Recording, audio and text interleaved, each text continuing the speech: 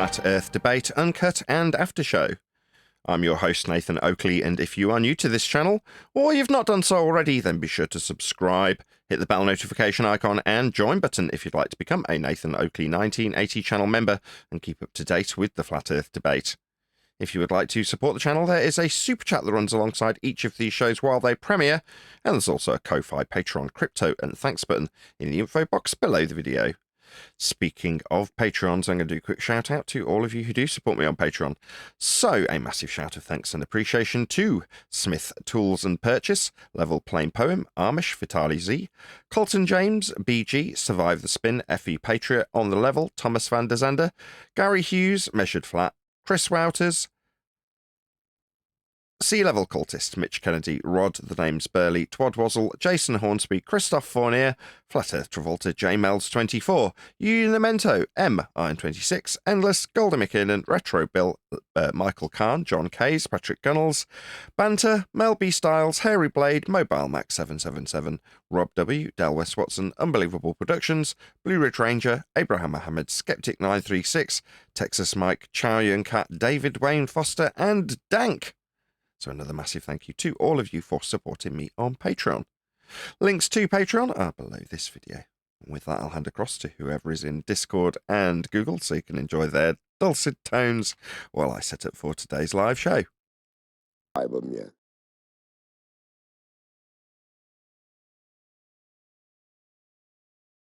Hello. Hello. Stop talking just because I've arrived.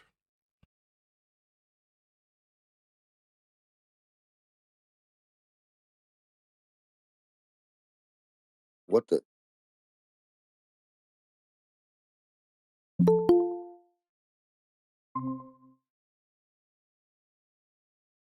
Left. Hey, John. I joined the G Plus Radio check. Hey, yeah. I jumped ship. You guys wasn't cool enough no more. You know what I mean? Actually, bro. No, you're good. You're good.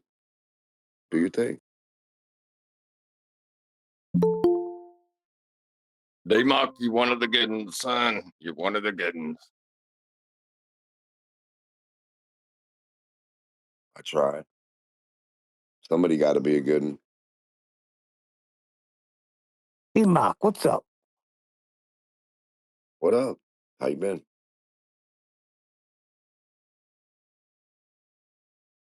Hey, okay. So which video are we going over? Nobody sent me anything, Neil, so I don't know. Yeah, we got two of Master B. We got one from a Jesuit astronomer, top Jesuit astronomer, and Refracted put one in there. Refracted ones with CC, right? Scam Man Dan? Oh, of course. Whenever I see CC, the guy they call CC, it's always Simon Dan covering him. Every time. It's like they got a love-hate relationship. I think they're related or something. What's this other one? Jesuit astronomer. The Earth is flat. Guy Mango. How do you say it? Mango. Guy. We'll call him Guy. Mango.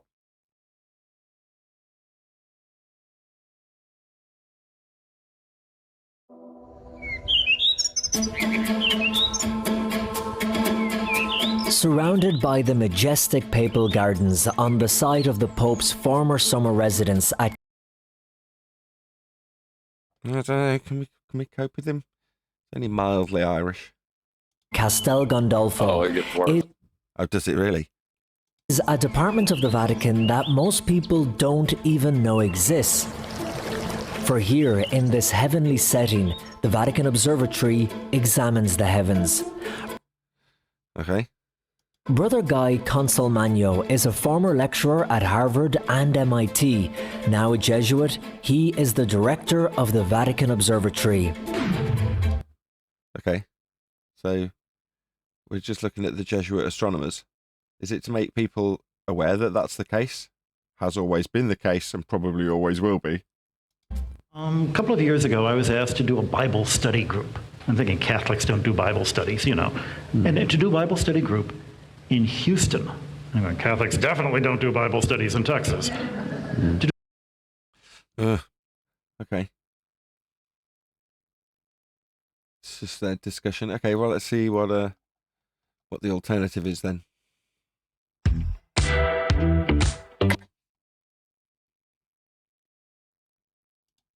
Huge news, everyone. Has CC, Chris from New York, Westchester County, changed his mind about Flat Earth? Maybe.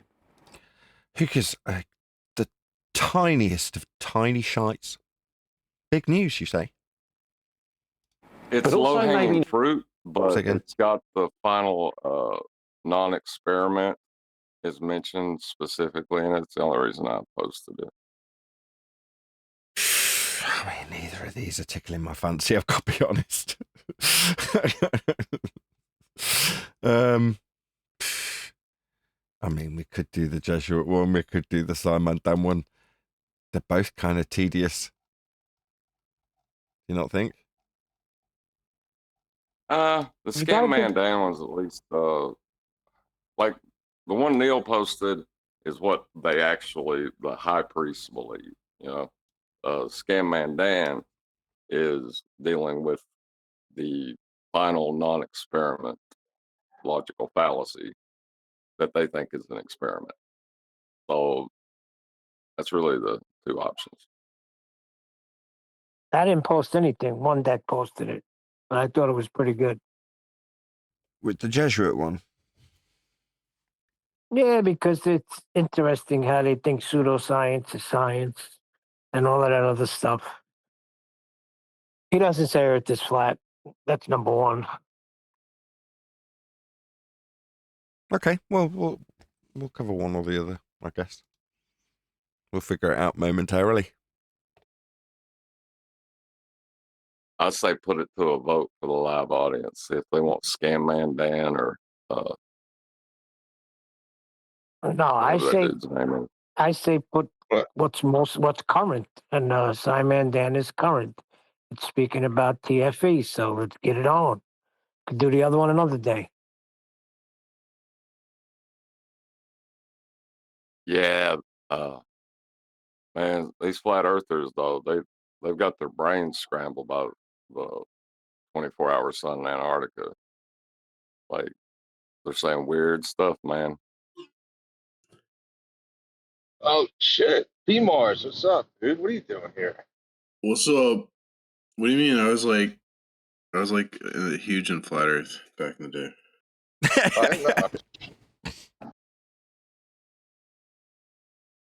I helped Nathan Oakley get his show started. I taught him. I helped him with getting OBS to work.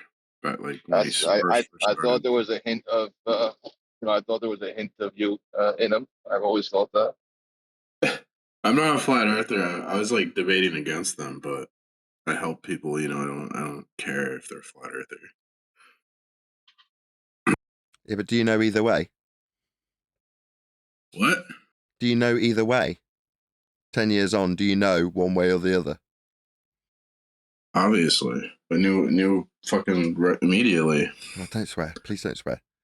You knew immediately that it was flat. No, it's a oblate spheroid. Whatever gave you that idea? The fact that like we navigate the ocean based off math that says like the Earth is a sphere, and we like get to the locations we aim at. So Based on it's math. pretty open and shut. We navigate based on math that says the Earth's a sphere, did you say? Yep. Where did that math come from? What was measured to come up with that sphere math? Do you know? Nathan? Oh shit. Do you know?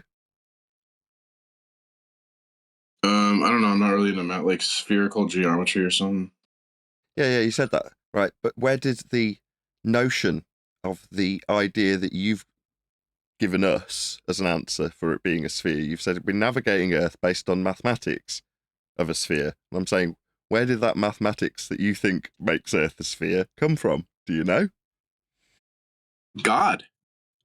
No, definitely not. Because math is absolute, eternal, and unchanging. So we need something absolute, eternal, and unchanging to do math, which is God. I see that from that perspective. That's true. So presumably you'd accept measurements of the surface then. I don't know. Well, you're accepting the math of the globe, right? Well, I'm talking about like navigation, right? So yeah, we navigate based on sphere math. Yeah. Give me an example. An example, like going, like sailing a ship in the ocean. What do you mean? Yeah, so you're sailing a ship in the ocean. What part of mapping and navigating are you going to refer to? I don't know.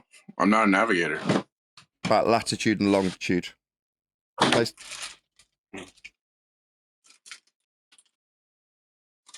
Happy with those? Right. What? You're happy with, for example, latitude, right? So on your ball, you've got these lines, these circles wrapped around it called latitude lines. You happy with those? Okay, sure. How are they measured? What? I don't know. But you're confident. Hold on.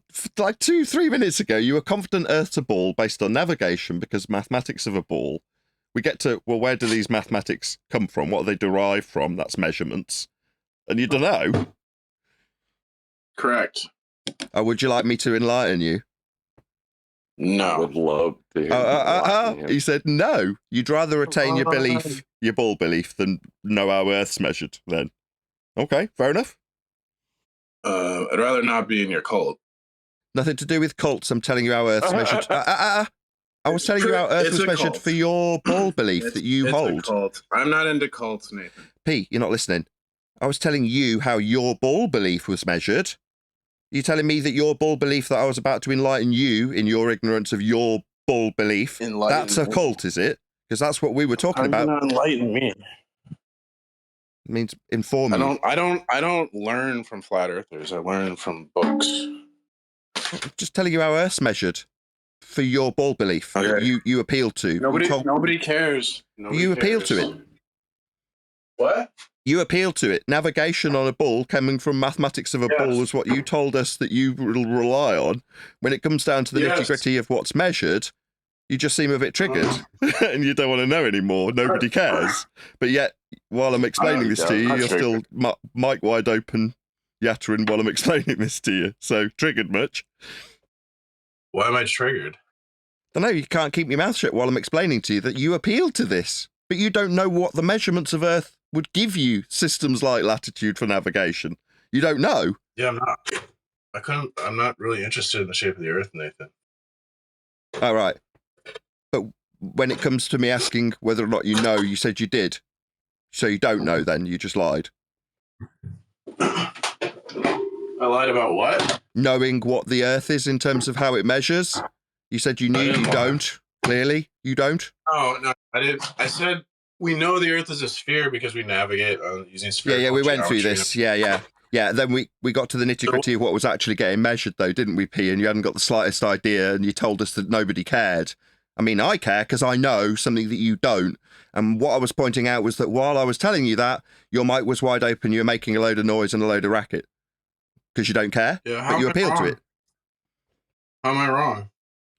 Well, you just don't know. I didn't say you were wrong. I said you were ignorant, and then you got a bit, what's the word, triggered, like you are now, talking while I'm talking, because you're triggered about this, because you don't want your faith to be... I'm still having middle of that sentence. Going to trigger you a bit more? Ask me why I'm calling you triggered. Haven't finished the sentence yet. Oh, my God. So, like... Do you want to pop yourself on mute? So can I get to the end of that sentence? Right. You too triggered. Sure. Too triggered to listen. There we go, Pete. Good lad. It's measured flat for elevation angles to the star called Polaris to give you that system that you wrap around a ball. So the origin measurements of Earth are flat. They're angles off a flat surface to a star called Polaris. Elevation angle measurement of Earth as a flat plane is what gives you your ball to believe in, Pete. Now, you were unaware of that. Ignorant, let's just call it. That's fine. I mean, you can believe you're on a ball based on measuring a flat surface for elevation, angled to stars like Polaris for latitude that's wrapped around a ball after measuring Earth flat. But you can still believe in it, boy. It's up to you. Well, I read an article written by George Orwell about flat Earth, and I'm just like repeating what he says in this article, right? He says that the fact that we navigate based on math, that the Earth is a sphere and it works, is like open and shut, that, you know, the Earth is a sphere. So do you think George Orwell was wrong? Well, what measurements did George Orwell offer? Absolutely. I've offered you elevation angle measurements of the star called Polaris. That's how we measure latitude. That's a fact. What did Orwell offer? Did he offer any flat Earth measurements to give you latitude or not? Well, I'm going to believe Orwell over you, so. I didn't ask if you want to. I've told you can believe in your ball all you like. That's good for you. I know Earth's measured flat. That's not a cult. But as you correctly identified, as I started to tell you where your ball measurements came from, that's a flat Earth in this case. Orwell didn't have anything for you, but you want to believe Orwell. Good for you. I know how Earth's measured. It's flat, Pete. I think it's a cult. Like, look how people treated. What is? What was it? What, measuring Earth flat latitude angles? Latitude angles are cults, are they? That makes no sense. It's completely non sequitur. Like, you guys, like, what is it called? Like, excommunicate people. So that's. I haven't done anything. I haven't excommunicated. What are you talking about? The only people I've excommunicated, the people I've banned from the show, I could count them on one hand. You excommunicated. What was his name? Tiger Dan? Anybody. Remember Tiger Dan? I haven't excommunicated Tiger Dan. No, you're just stereotyping. Yeah. No, I haven't not excommunicated Tiger Dan. Just stereotyping us, P. You've got a cult. You're projecting it onto me, right? You'd rather believe Orwell? That's kind of cult-like. I don't believe Jack. Orwell? No, I'll trust the measurements of Earth to give us things like latitude and navigate and not die. I mean, we'll measure angles to stars for navigation. People still do it to this day. Like fly straight and level with the use of the horizon. Things like that. I'll rely on that. Those are measurements of Earth that we can rely on. No belief in needed or required. Well, you have to interpret the data, right? And so you have a confirmation bias. So when you interpret the data, it's all like fucked, right? No. And so, no interpretation. No, it's just an angle measurement, Pete. It's a measurement. It's not interpretable. No, it requires interpretation. No, it doesn't. It's an angle. It's just an angle measurement, Pete. No interpretation needed. You're just wrong, Pete. You can keep yattering through me, Pete. It won't make you any more right. You're just wrong. It's not interpretable when you're measuring an angle. In fact, it's demonstrably necessitating Earth be a flat plane for it to be an angle. It can't be anything other than a plane, or it wouldn't be an angle. That's an elevation angle to give you latitude. It's an angle measurement, P. I'm not interpreting Jack. It's just an angle that we measure. Hope that's clear. You're just wrong. Right. Well, you still haven't got to the end of the sentence, P. Triggered much? You're just wrong. Ignorant, stupid, and I'm telling you off for it while you yatter through me because you're triggered. It's okay, P. Being wrong and stupid and ignorant, okay here. That's fine. You can believe what you like to. That's fine too. Just don't yatter through me while I correct you, dumbass. Okay, son? Let's get it on. Yeah. I want to hear more about the angles taken with respect to a plane of reference actually being proof that we live on a ball. That's going to be good stuff. Oh, C.S. Lewis told me that we live in Narnia, and I believe C.S. Lewis. Well, he don't deserve the truth. Yeah, I was thinking that yesterday. It's interesting you should say that. And I'm going to give this Glad Q easy here because he can tell me it's not his original idea that I've taken secondhand from Validation Boy. But Validation Boy, when I first came across this subject, was of the opinion, sod everybody, why the hell would you want to tell them? They're not going to be grateful, they're going to mock you for it. So just keep it to yourself. In other words, they're not going to give you gratitude, so why throw pearls to swine, is his attitude, or it was his attitude back in the day. And I kind of agree. Now, my version of that is to say, you've got two options. Number one, once you know Earth's flat, that's how it's measured, get on with your day, don't worry about it. You don't need to go around challenging people and ruining their day. On the other hand, buy my book when it comes out if you do want to do exactly that. Learn the subject inside out, back to front, so you can confront people who tell you otherwise, like, oh, I think it's a ball. Why? Well, because we navigate a ball when we maths a ball.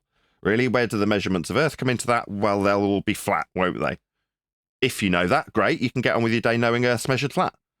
If not, and you want to debate everybody under the sun, buy a copy of my book when it comes out, hopefully imminently.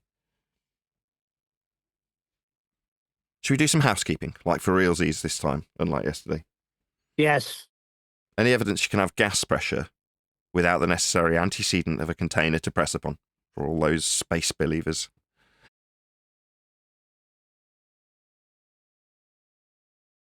Negative. I Any would not evidence? appeal to a pressure gradient. Pressure gradient? Somebody did that about my mic. They're like, that mic works on a pressure gradient principle. I'm like, yeah, and? Like, is that allowed? I'm like, yeah. What are you talking about? I'm all for the wind. What are you babbling about? Transference of sound? These guys want to ask me about pressure gradients because they think it's some dumbass baller response when we point out that the sky is not a vacuum.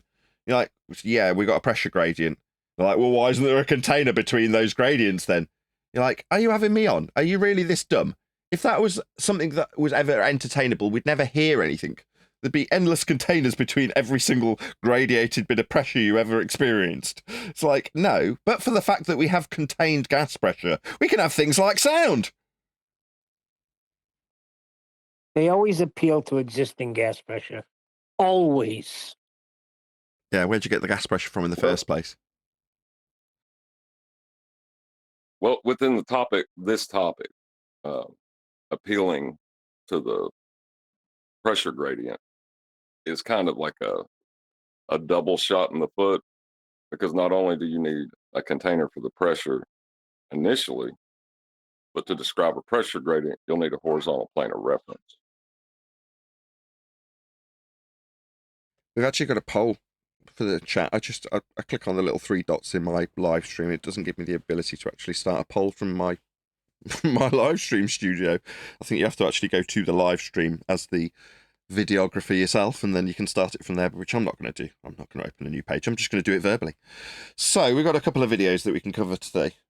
One is, I can't see the name of the channel. Hold on a second. The Flat Earth Warriors. Okay. And it's covering some Jesuit priests that are going through their connection to heliocentrism and the stars in that regard. And the other is Scientism, covering CC. Now, my preference is, frankly, neither. But I'll put it to the audience. So put a 2 in the live stream chat if you want to cover Scientism covering CC, as tedious as that sounds.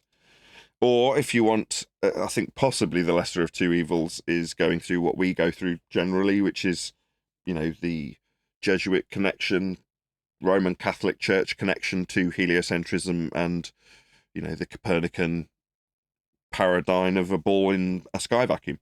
So let us know with a number 1 if you want the Jesuit thing, or let us know with a 2 if you want the Scientism one.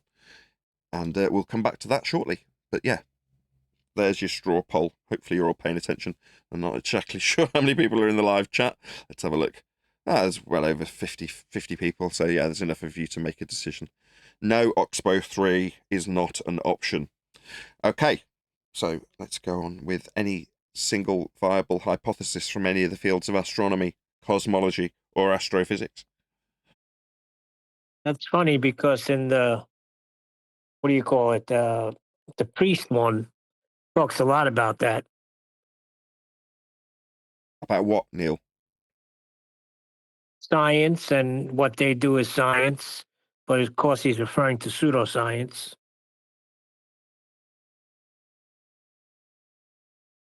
Oh, maybe we'll cover It's that. funny that Go on, John. this Scam Man Dan one also has a mention of a claimed experiment that we've had a brush with here recently, the final experiment, as they titled it. Oh, you're appealing. I see what you do. You're appealing to the audience to get the votes in for Dan because you're keen on Dan's video. I have an easy solution. Just do the Scientism one, and tomorrow we'll do the Jesuit. I think they're both good. I don't really want to cover either, so I'll just go to the chat and defer to whatever they want to do. We've got a couple of 2s, couple of 1s, nothing definitive. Very helpful. Oh dear. Any scientific evidence of gravity? That's in that one too. See, I know when you start playing that video, you're going to be on fire immediately. What, the Jesuit one? Yeah, you just played the intro. Wait till he starts getting into all of this stuff. You're going to be on fire ripping him. Okay, well, as it's not conclusive, I can't remember which numbers I said. More people have said 2 now, actually. More people want Dan, it seems. 1, 2, yeah. By a very slim margin, people want Dan. Okay, looks like we're covering Dan. The audience has spoken. Very disappointed in you all. Yeah, but see, we're keeping these guys relevant by watching this and critiquing it. The other guy is just some Jesuit priest we never heard of. Well, okay, I'll drag out the voting process, see if it swings the other way now you've said that, Neil. You know, there's a couple more people that haven't voted. Also, please share the show if you've not done so already. 67 people watching is pretty strong for an early start. We're only 10 minutes in. But it'd be nice to get up to 100 as soon as possible for whatever video we do inevitably end up covering. We'll cover one or the other. But Dan is such a muppet, says Qualric. Yeah, I completely agree. And I agree with our Italian friend here when he says that we're giving these people validation by covering them. I completely agree, Neil.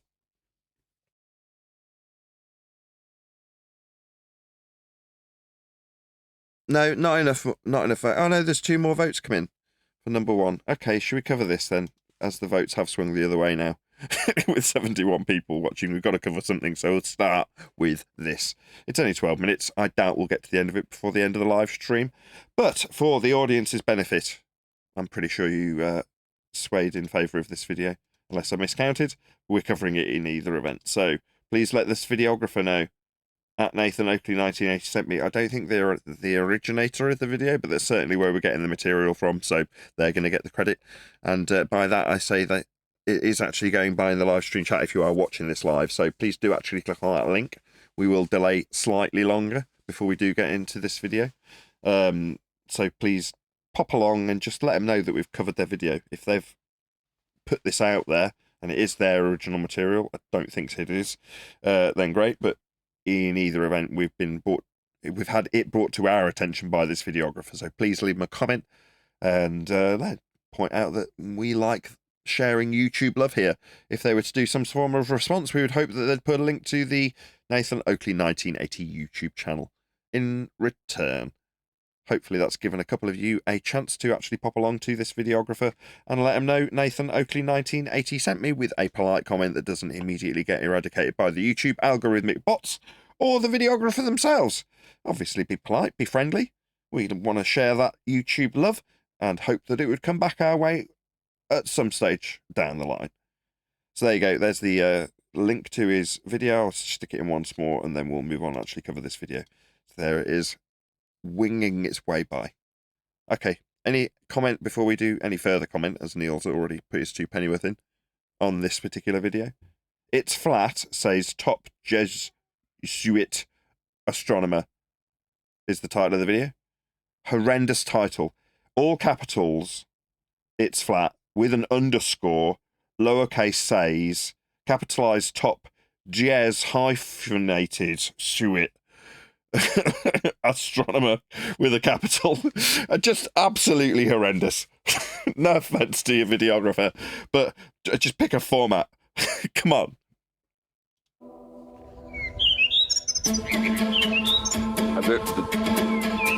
And spouses.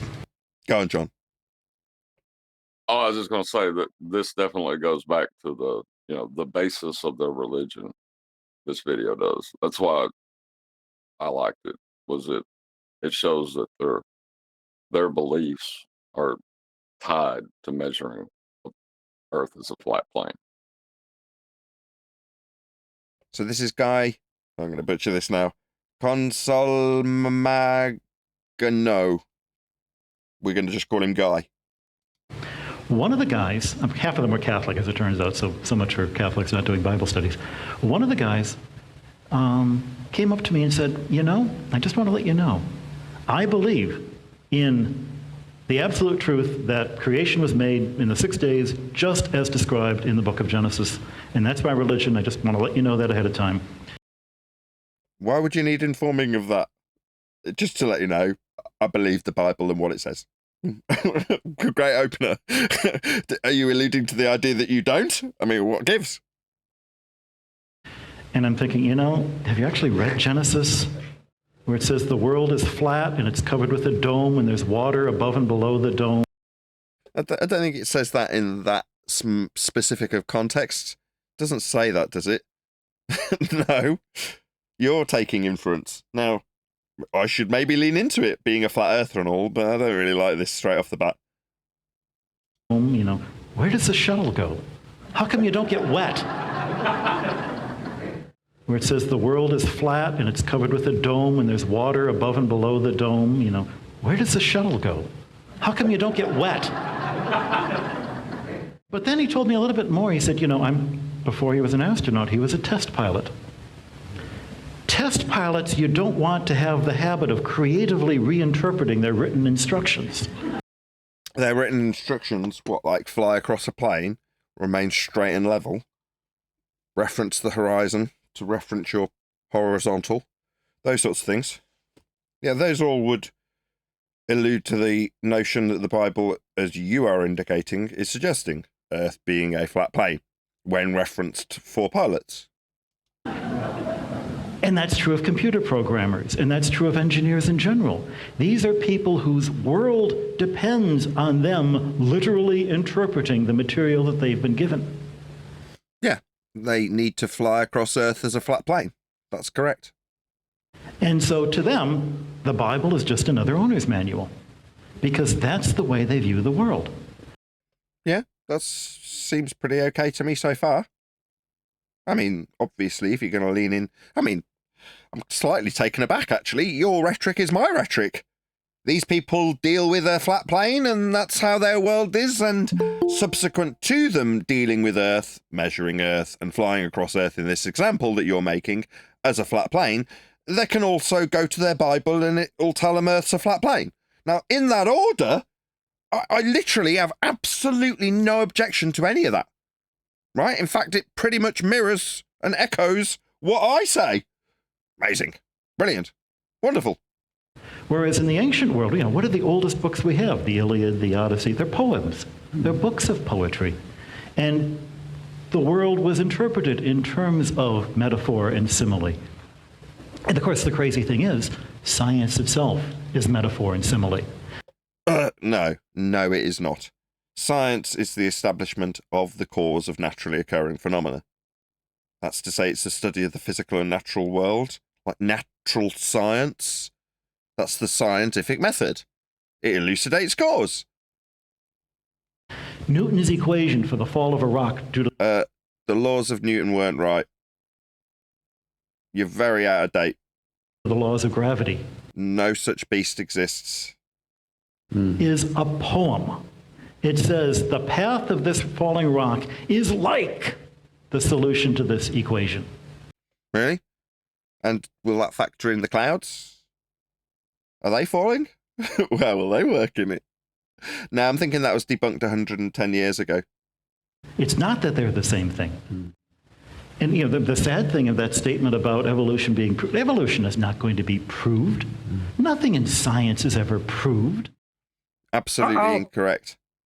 Science only proves it's the only outcome in the scientific method.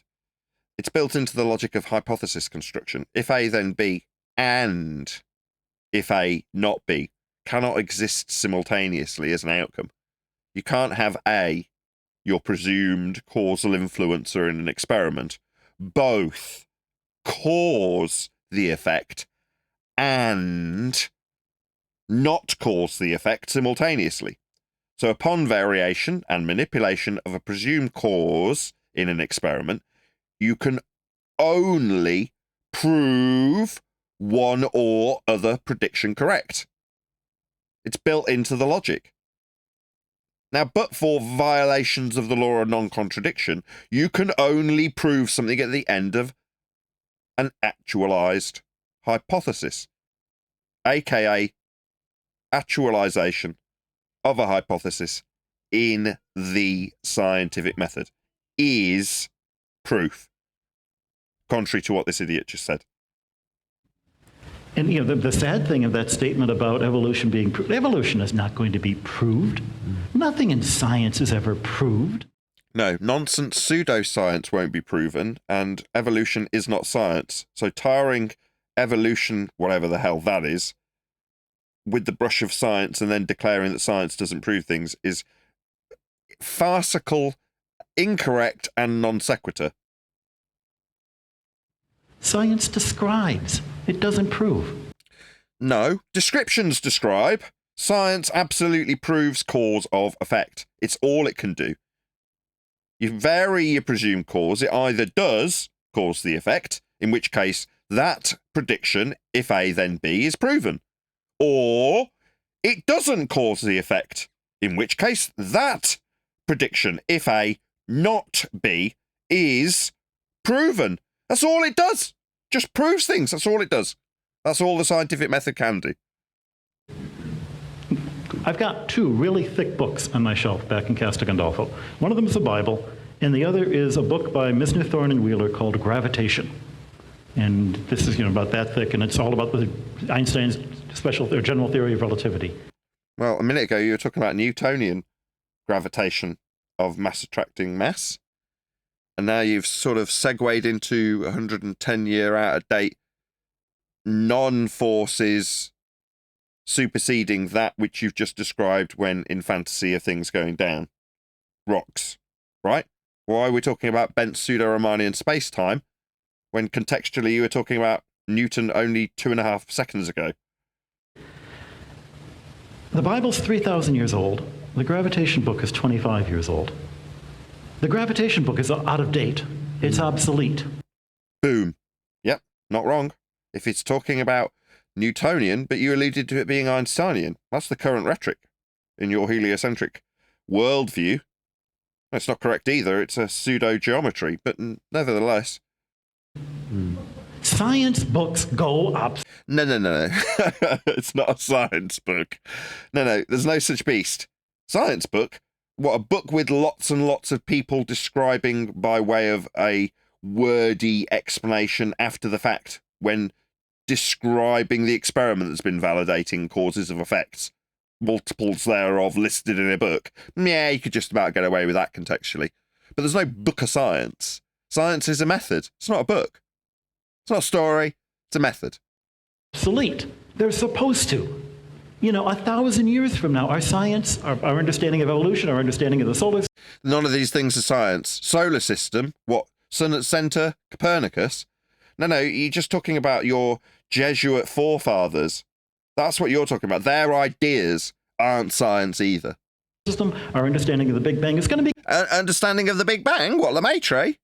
I'm thinking, no, these aren't understandings, these are stories. They're certainly not science. Now, what this Jesuit priest is doing is throwing science under the bus to justify the incorrect assertions of his predecessors. That's all this is. All right, well, science, it isn't. Can get things wrong. Here's a few examples. And we'll continue to get things wrong as we make up stories and call them science in the future. That's what this really is. That's what this man's doing. Be completely different than what it is now. No. Empirical outcomes afforded by the scientific method, if performed correctly, will never change. It's empirical.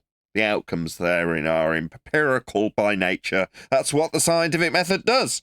Gives you empirical outcomes when varying and manipulating presumed causes of effects observed in nature. I hope.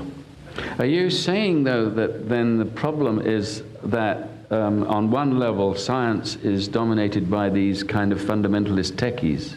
No, science is not a dominatrix. It doesn't have a whip or a dildo. It can't dominate Jack. It's a method. It ain't into domination. It's a method. Who can't read a text other than in a fundamentalist way? No, there's no fundamentalist readings when you're talking about science. This is a stupid question. It demonstrates to me that the person asking it doesn't understand what science is either. There is an element of that. I wouldn't say it's dominated by it. Yeah. Is it not? Is it more of a pacifist? Yeah? Is science a bit of a masochist? Because the funny thing is, most religious people are not arch creationist fundamentalists. Most evangelicals are not. But those are the ones you see on TV. We've got 12 astronomers, most of them Jesuits. There are a couple of diocesan priests who work with us. And we all have doctorates from different universities from around the world. We come from 4 continents. We're not doing any science. None of what's on screen now is science, right? Are they establishing the cause of a naturally occurring phenomena? This looks a lot like technology to me. Maybe they're going to tell us that this is an experimental setup. We'll find out shortly, I'm sure. Do science ranging from, the Planck time of the first 10 to the minus 43 seconds before that time. That sounds like counting. That's not science. After the Big Bang. Sorry, you were counting after the Big Bang. Whoa. You got a DeLorean there, have you? Did you go back through a bent geodesic to count time? To dust that hits the top of the Earth's atmosphere now. Atmo what now? Atmosphere? What, like atmo, air? Sphere? Like air in a sphere shape? Oh, no, old man. Beardy, were you not aware that gases don't behave that way? You don't have arbitrary sphere-shaped oxymoronic air. Atmosphere? No, definitely not. And everything in between. Dust that hits the top of the Earth's atmosphere now and everything in between. And it's not just here at Castel Gandolfo. Across the Atlantic Ocean in Arizona in the United States, the Vatican purchased this state-of-the-art telescope. Does that mean it's science? It's a telescope. So you can have a damn good look at the sky, right? Where priests and brothers with degrees in the sciences... No. None of them have got degrees in any sciences. Yeah, I'll put my bottom dollar on them never having performed any cause and effect reasoning through actualization of hypotheses based on phenomena that they observed. They're just observing the sky. Now, plenty of phenomena could be labelled as phenomena. No cause will be established by these clowns. But they're calling themselves the sciences after their own brethren, their guy, their man, 2 minutes ago in this very video, pointed out that they just keep getting it wrong. I mean, we'll call it science incorrectly, but ultimately he's just pointing out that they're wrong a lot, isn't he? Now that your brethren is telling us how wrong they are, and I'm identifying it as not being science, yeah, just throwing something that's empirical under the bus with their incorrect just so stories he's admitting to. Yeah, so let's not lean into the sciences like that has any weight. Because what you, Irish, are talking about is the pseudosciences. And engineering capture awe-inspiring images like these. Is that science? Or inspiring images aren't science? Why does the Vatican have an astronomical observatory? Don't you think every major religion should support astronomy? Why? Why? Who gives a toss? I mean, beyond navigation and their awe-inspiring nature, what would the religion utilize them for, pray tell? Oh, right, controlling people. Yeah, of course, it's the Jesuits, isn't it? The answer's deeper than that, of course. In 1891, Pope Leo XIII deliberately established a Vatican observatory. Astronomy was a field that the Vatican already had a really strong international reputation. Yeah, good. I mean, tracking the stars, getting the ideas down of the patterns, maybe researching people who'd done it prior, is all fascinating stuff and very useful. But it ultimately doesn't really do anything for our understanding of the world beyond measuring it flat, say, with elevation angles. But this isn't science. You keep alluding to the idea that you've got scientific validity to looking at the things in the sky that we call stars. That's not science. And this was to show the world that the church was not against science. So you're not against science, you're not doing science. How would looking at the stars in any way show the world that you're not against science? No, you're not against looking at the stars because you're looking at the stars. Yeah? This is nonsense. All right, the church wanted to show how we don't protest gay rights, so we went and had a look at the stars. Well, how is that connected? Well, it's not. It's about as connected as it is to science. And also to show the world that the Vatican was a nation with a national observatory. So it was... So you're just showing off. Part scientific and part political. Non-scientific. Right, do you want to explain to me what looking at the sky, how it's science? Okay, I'm doing that right now. Science! I'm looking at the sky. It's awe-inspiring! Perhaps if I make up some garbage about it and call it a religion, I can call it science then, can I? Because I'm looking at it. Oh, what, will I need a big, long tube to look through at it to call it science? If I look through a big tube, will it be science? Clowns? No! As most of these things are. No, then none of them science. You're just a bullshitter with a beard. The thing that, the reason we continue to have a Vatican Observatory is to continue to remind the peoples in the pew that we are not anti-science, that No, you're the ones that have brainwashed people into believing that they're on a ball flying around the sun in a heliocentric model created by you and your predecessors. I was about to say forefathers. Your predecessors. Yeah? They're the ones who came up with this nonsense of moving around the sun by looking at the stars and coming up with just so stories that your own brethren will admit in a heartbeat were consistently wrong.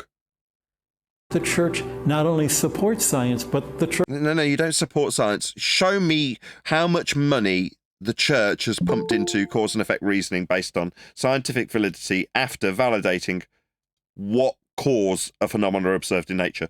If you want to show me how much money the church has pumped into that, then I'll believe that statement. But you're not. You're pumping it into what you're calling science. This garbage where you look at the stars, that's what you're actually doing. Now, heaven forbid I take a peek at the stars and then start saying I'm a scientist, but that's basically what they're doing. Church is mother of science in many ways, because science... What?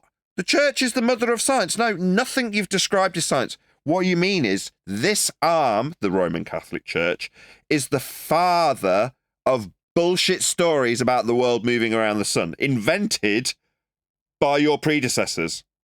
That's not science. Began in the universities. In the observatory's headquarters, there is a museum documenting the Vatican's contribution to science and astronomy dating back as far as 1582. Who cares? And the Gregorian reform of the calendar. This is the... So what, you're telling me that they want to control time that's derived from the lights in the sky and therefore make a calendar with it? Yeah, they're controlling aspects of people and society. Yeah, we kind of go through this on an almost daily basis. It's nice to hear them detailing it. It's just irritating when they constantly refer to this crap, coming up with a calendar in this instance, as being science. The first telescope that the observatory got in 1891, and it was installed in a little dome on the Tower of the Winds. So this was back in Vatican City, and in fact, the first telescopes were on the walls of the Vatican City. We didn't move out here until the 1930s. The museum... Again, who cares? Literally, who cares? ...is a treasure trove of a part of Vatican history that is widely unknown, like the story... Not by widely unknown to what? The general public? Yeah, they'd be horrified if they found out that this crap that they believe in about moving around the sun on a ball that's been derived from flat earth measurements came from the church. Yeah, we highlight that fact quite regularly, though, here. Obviously, us highlighting it in a context that points out how Earth's measured alongside it means we have to be censored, while you'll come up with a calendar and tell people they have to abide by it. And then you'll call yourself scientists! Of the Sisters of the Child Mary. Only one Irish at a time, Brian, please. Sorry. Go ahead. Yeah, I was listening earlier on. A man started making all these excuses. It was just like band-aids. Well, you know, this science is a changing thing, and in 100 years' time, it could all be different. And now they're going on to talk about the sciences that they're all involved in, with their astronomy and whatever other rubbish. And all they're doing is just stating, listen, all this could be shown to be rubbish, and if it is, we'll just go along with it. That's all I'm saying. That's all I've heard.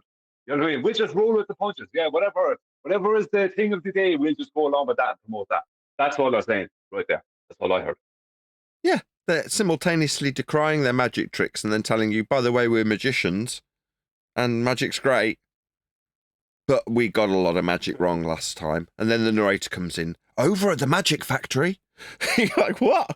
You've just told us that you got it all wrong. Why lean into you being this quote-unquote scientist when they get it wrong. It's silly. It's because it's not science, but there we go. Just a correction quickly. It's the Roman Catholic Church. Yes, Neil.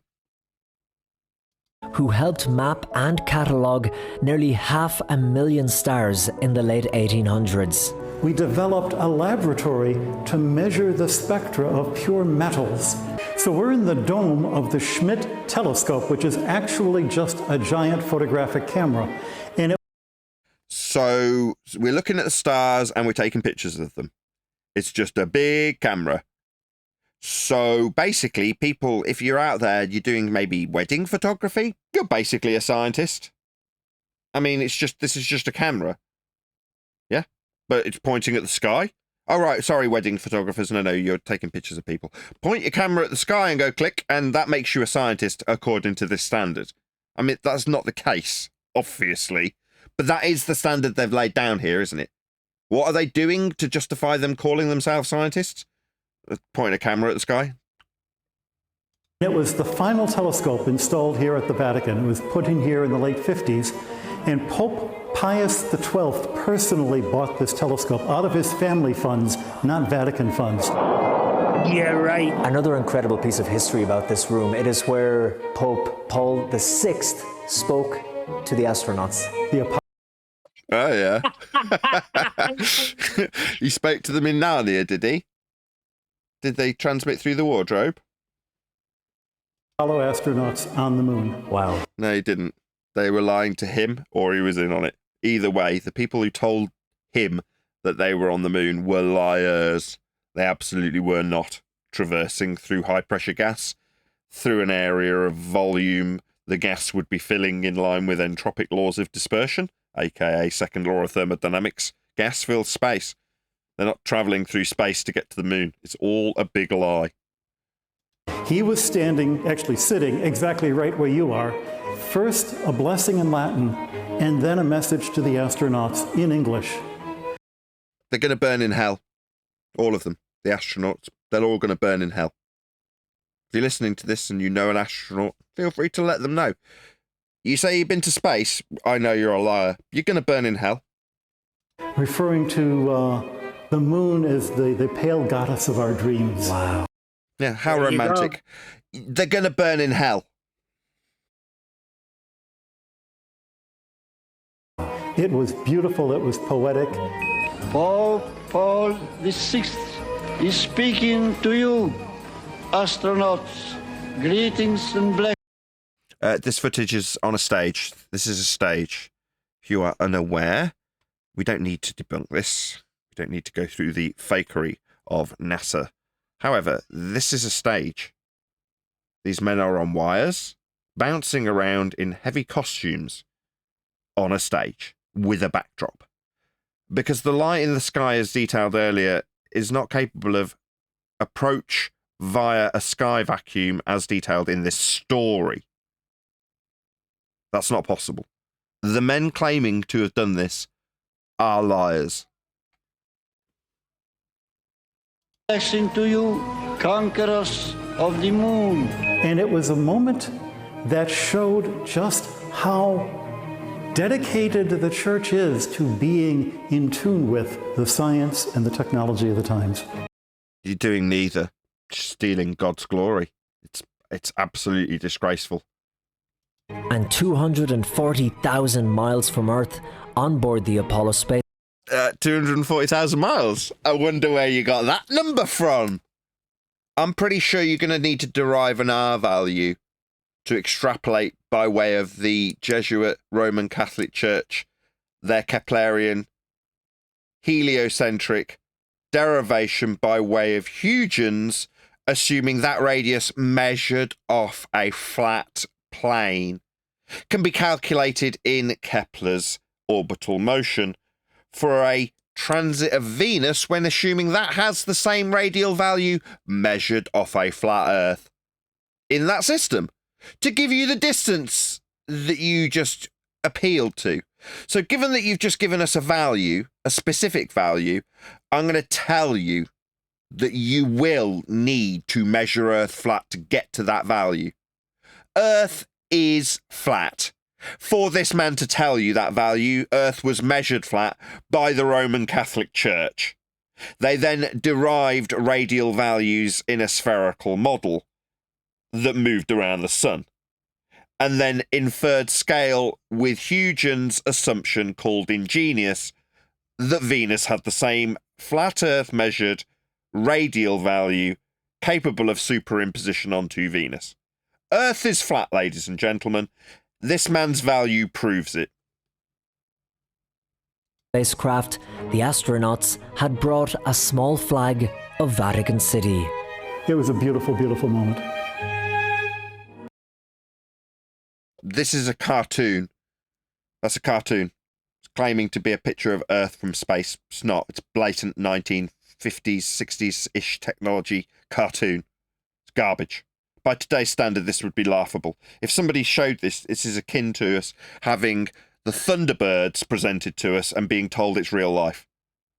Now, the fact that because it's nostalgic, people don't laugh at it.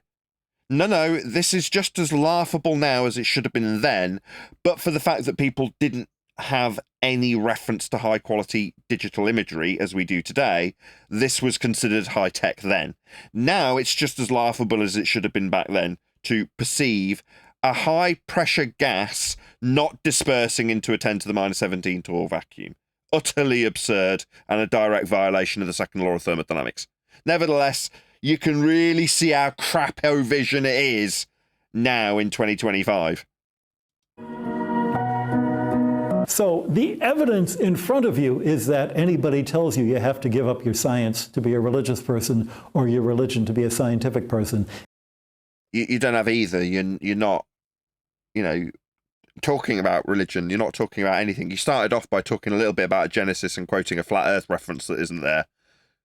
You inferred it. You kind of worked outside of the lines of the actual text, which is in itself quite egregious. Shout out to Unitox Femu. Why people invented word pseudoscience? Because of hobby? Entertainment? Because to the point it out something, what isn't science? Indeed, Unitox Femu. I think I'll glean what you're trying to say there. This is why we have defined words. And you're absolutely correct in context, Unitox Femu. Pseudoscience is what was thrown under the bus as being incorrect and inconsistent when talking about mass attracting mass and Newtonian gravitation versus Einsteinian bent pseudo-geometry. These are the pseudosciences. It's right there in the title for Einstein. They're not sciences, they're just being called that so people believe the crap stories that the Roman Catholic Church has come up with. Thank you for the super chat.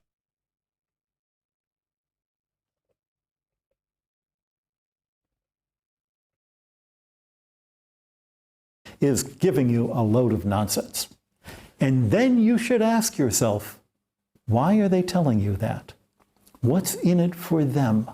The big B. The Book of Genesis versus the Big Bang Theory. Right. There's a perfect example of how the two are so opposed, there could never be any point in the middle where they could meet. Yeah, one was invented by a dude. One is considered by you and your religion as being the word of God. I mean, this shouldn't even be on the table. I mean, it is disgraceful. Really, isn't it? It's shameful. I shouldn't laugh, but it is absolutely disgraceful. How can you be a man of both? I'll start off by reminding you that the Big Bang Theory was devised by a Catholic priest, Georges Lemaitre. I'll start off by reminding you that the Big Bang Theory was devised by a Catholic priest. So yeah, exactly as I just pointed out. So some dude versus the word of God. Okay, stood next to the pseudoscientist of pseudoscientists, Einstein himself, with his bent pseudo-geometry. Georges Lemaitre. And it was opposed by a lot of astronomers in his day because they... So comparable to the word of God then. Oh yeah, I mean, we should really be comparing these things. 113 people watching. Please share the show if you've not done so already. Very warm welcome to all of you who have joined the show recently. Only probably here because a lot of the regulars share the show, so please smash that share button if you've not done so already. They thought it was too close to the idea of creation. But Genesis is not a book of science. Genesis is a book about God. So when you say it's not a book of science, you mean it's not a book of what you're calling science, which is pseudoscience, just so stories? And everything it says about God is not only still true, but now that we know more about how the universe is created. Where did you get that information from? Did you have a time machine? Did you rewind the arrow of time? Oh, no. George told you, didn't he? Good old George. Lots of people opposed him and didn't agree with him. But good old George, now we know. Because you agreed and it's now set in stone because George, right? It's even more important and more true than the poor guy who... Sorry. Dead. So, Genesis is not a book about God. Genesis is a book about creation. It's claimed to be from God, number one. Number two, how can you know more about creation when you just pointed out that Genesis is in a complete opposition to the Big Bang, which was just made up by George? So it's either God or George. Which one are you going to choose? George is a pretty good poker player. So he's handy. He's handy at poker. I would say that. You look at Genesis, the beginnings of entropy, right? that's what it's essentially describing, yeah, if you want to look at it that way.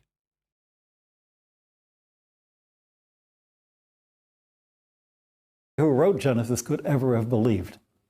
And do you believe written in a poetic way deliberately in order to make it timeless? It had to be written in a poetic way because the science keeps changing. God's word had to be written like this because just so stories keep making no sense. Yeah, okay. You know, God couldn't say, and then I had a big bang because 100... Or he couldn't say that. No, he didn't say that. That's not what he said. But you're telling us what he couldn't say. Oh, well, how presumptive of you. Exactly, ago, Nathan. It's what God didn't say. Yeah, that's the only way to look at these things. We've got to read between the lines about what he didn't say, Neil. It's only reasonable. And 1,000 years from now, the Big Bang is going to look, you know, kind of naive, I hope. So let me get it right. We'll take George at his word, in spite of lots of people opposing him, and hopefully he'll be proven wrong and crude and out of date in 1,000 years' time. Okay, so you accept that people didn't like it when he first came out with it, but you hope moving forward will advance beyond it. So where are we now in this timeline of garbage? We're at the point that we just believe it, knowing it's going to be proven wrong in the future, and people didn't like it when it first came out, but we're happy with it at the moment. It's just okay for now, I guess. It's like, it's the big biro pen of buying a fountain pen. Okay, we'll chuck it away eventually, I guess. It has to be spoken in poetry. What do you think are the advantages of being a scientist who has faith? The biggest advantage. Stop that. Genesis is not poetic. It's historic prose. What the hell are they talking about? Wow, I just wrote that in chat. Exactly the same words. Is it keeps you centered on why you're doing this. Science should be for the glory of God. Now, I might offend some Christians out there. Science doesn't have any intentions or motivations towards God or man. It's a method. So to suggest that it's praising, it's not speaking in tongues, right? It's not getting baptized. It's a method. For God's sake. And what I mean is it should be fun. It should be fun. It's a method that is actually reified into a person that's declaring the glory of God because it's fun. No, you're just a nonsense waffler. This is garbage. It makes no sense. Because joy is the glory of God. Joy to the world, the bullshit's here. Joy is evidence of God's presence. That's funny. And joy only comes when you approach the truth. In researching their book, Horn and Putnam were granted permission to visit the observatory on Mount Graham, which hosts the Vatican Advanced Tech. And lo, he saith to they, Go to thy telescope, look, and calleth thyself scientists. So saith George. Technology Telescope, VAT, in September 2012. Not only were they able to discuss the study of deep space with the Jesuit astronomers there. Did they discuss it? Did they have tea and biscuits? You know what I think about outer space? What's that? Oh, I think it's really far away. Why? Well, because we measure Earth flat and figured it out, didn't we? I bet it was a lovely meeting. But they also gained access to one of the top Vatican astronomers in Rome. No! Did they get access to all of him? All at once? Well, this is amazing. I'm slightly trembling. Horn said Brother Guy Consolmagno, who... Consolmagno! See, I said it better both times. Who has also been called the papal... Why do they have to be Italian? I don't know. No prejudice, Neil. Could have been anybody. When in Rome. It's embarrassing. Well, if it could have been the Greeks doing this, it wouldn't matter. Astronomer told the authors some astounding information during 5 interviews. What, did he piecemeal out the information across all 5, or did he give all 5 the same information? I mean, you need to be specific about this. I'm on tenterhooks here. You know, I need to know. With NASA in charge of the flow of astronomical information to the public, it appears the Vatican has remained a central player in the truly accurate astronomy not being released to the public. For hundreds of years, the Vatican has owned more telescopes and observatories than any organization, private university, or government. Seriously, who cares? I mean, other than us going through the backstory of why we have a heliocentric paradigm to begin with, literally who cares? I mean, for us, this is inconsequential. Now, I know there's going to be people watching that going, wow, this is the biggest deal ever. And you're like, well, yeah, we do cover it on an almost daily basis about where the origin of the paradigm you, if you're a baller, currently reside in, came from. So this isn't anything new. But in terms of what they're appealing to, it's only the fantasy of your ball-believing muppet that would go, wow, they own so many... Who cares? Hang on, Nathan. NASA he said and the Vatican. Sorry. No, go ahead. Sorry, 1 second, Nathan. I tried to get you before you passed away. He said a minute ago that the true nature of the stars or something has been withheld from the public. In other words, if you go back to what he said, he more or less said that NASA have it wrong. That's what I heard from hearing it one time. And the true nature of the stars or the true movement or whatever, something like that, has been withheld from the public. And then he's going into the history of how much astronomy they've done. So they're basically stating, from what I heard, could be wrong, is that NASA relayed to the public a lot of falsehoods. We know the truth, but we haven't told you about it. That's what I heard.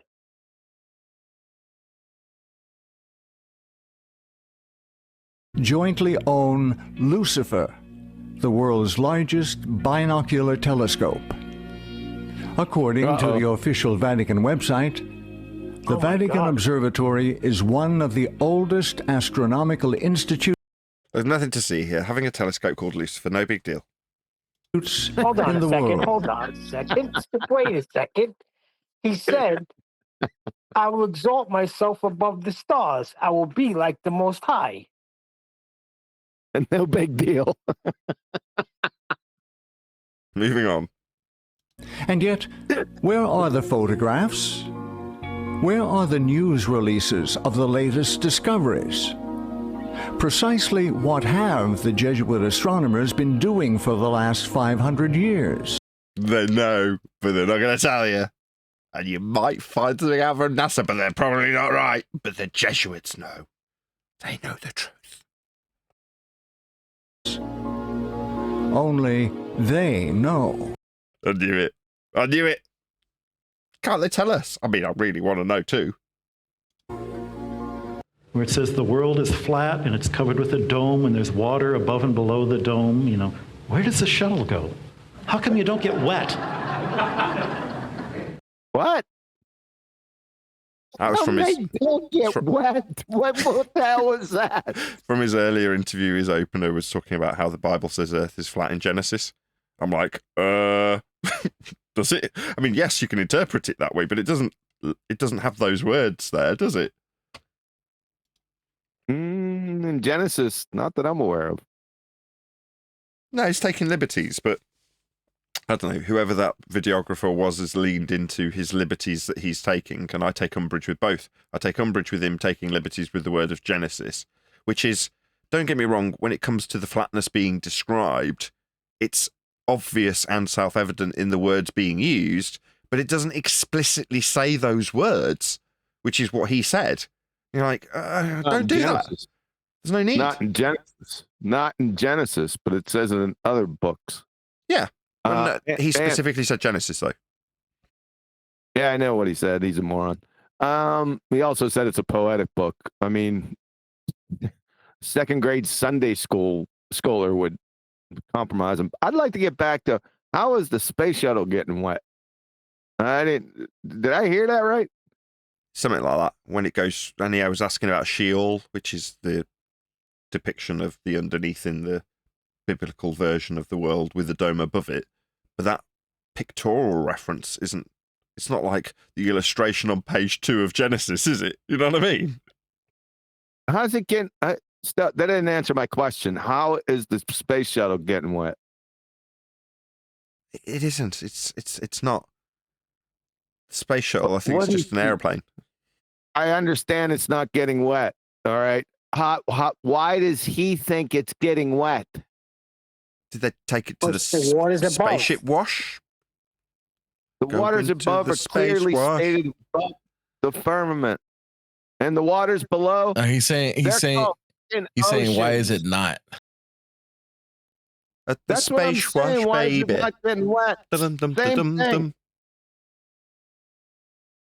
What? Go into the space wash. Oh boy. Nathan. Yes. Before you move on there with that, I think you'll find that in Genesis it says that it's not flat because hills, mountains, and valleys. Thanks, Bev. Thanks, Brian. Wonderful. All right, any other comments on this in this video? We're obviously, I'm still trying to figure out how this space shuttle's not getting wet or getting wet. And why would that be an issue? Why? Where did he get that from?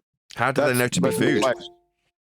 His sentence was clear. the waters separated from the waters below and the waters above, and then he said that thing. So I guess he's trying to interpret that if they're going somewhere to space somehow or whatever that is. I think he's saying that's water above for some reason. That's water above the firmament. So how can the space shuttle be going above the firmament and the waters below? They're called oceans. Well, that just tells you that they do not read the Bible. Everyone's going too fast. Just write this down. Oceans. I think he skipped the firmament part. Forgot to mention that in his comment. Yeah, he didn't say he just said the waters separated from the waters, and he said, how do they not get wet? Yeah, that's what that guy said. So yeah, I think he misinterpreted the whole situation. Didn't he say dome? Yeah, he said dome. He said dome. We heard did him. he? Well, yeah. I heard him earlier. So the water's above the dome, whether it's a dome or not, it's a container. And then the water's below. Jesus. Below Jesus or above Jesus? You'll need a flat earth to be above Jesus. Say again? I didn't hear you. It's all right. I'm being facetious. Did you write it down? I did. Oceans. I've got so far. Don't know what it's in reference to, but I've got it written down. The waters below? Yes, sir. Yes, indeedy.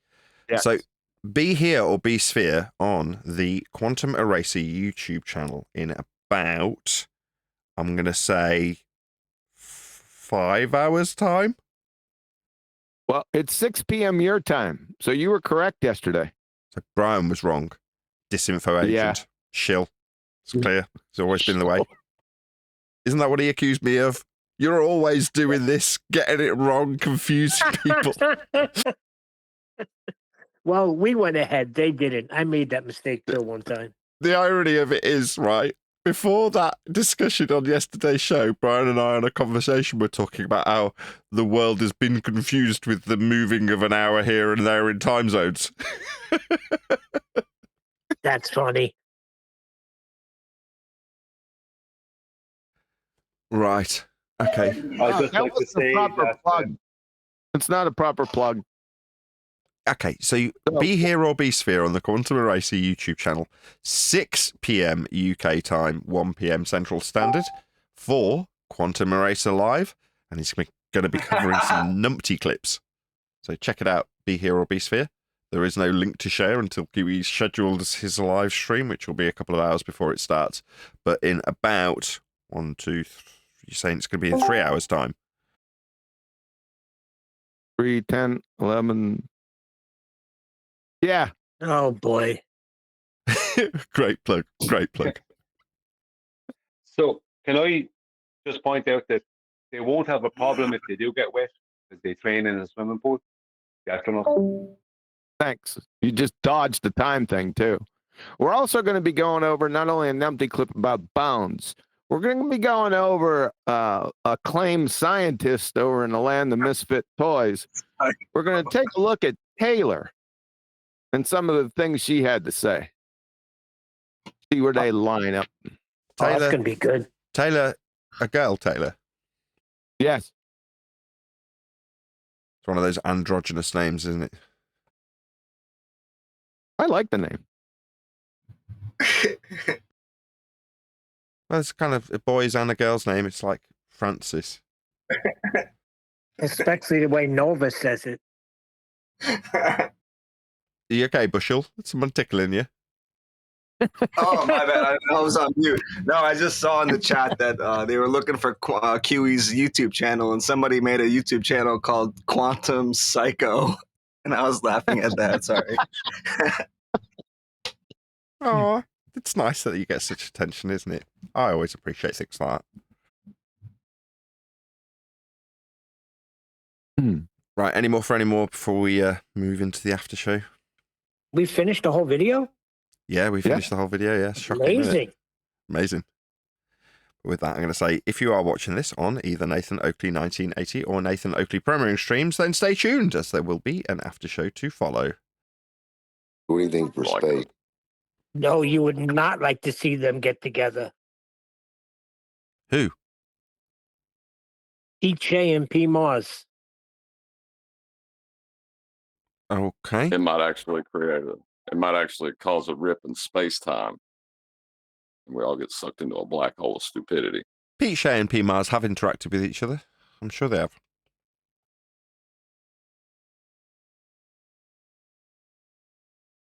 Talking about Dodo Earth and things of that crazy nature. The dodo bird, Aristarchus, or whatever the hell he talks about. Aristarchus. Yeah, whatever the hell it is. Aristarchus.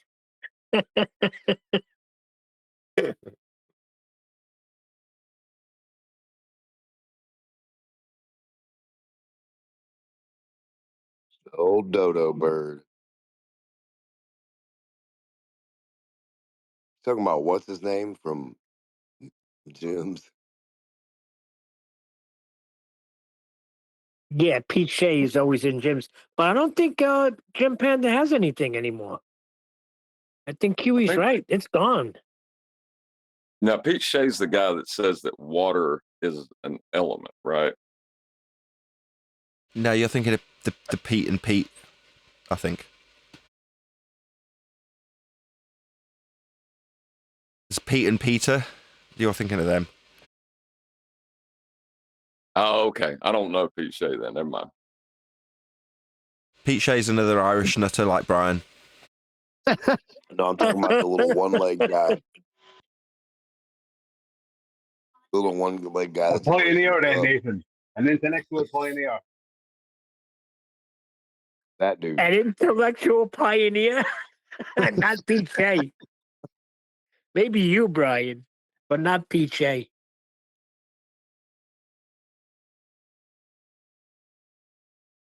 PJ is from where the lads used to work with are from, Neil. That's what PJ is from. It's Limerick.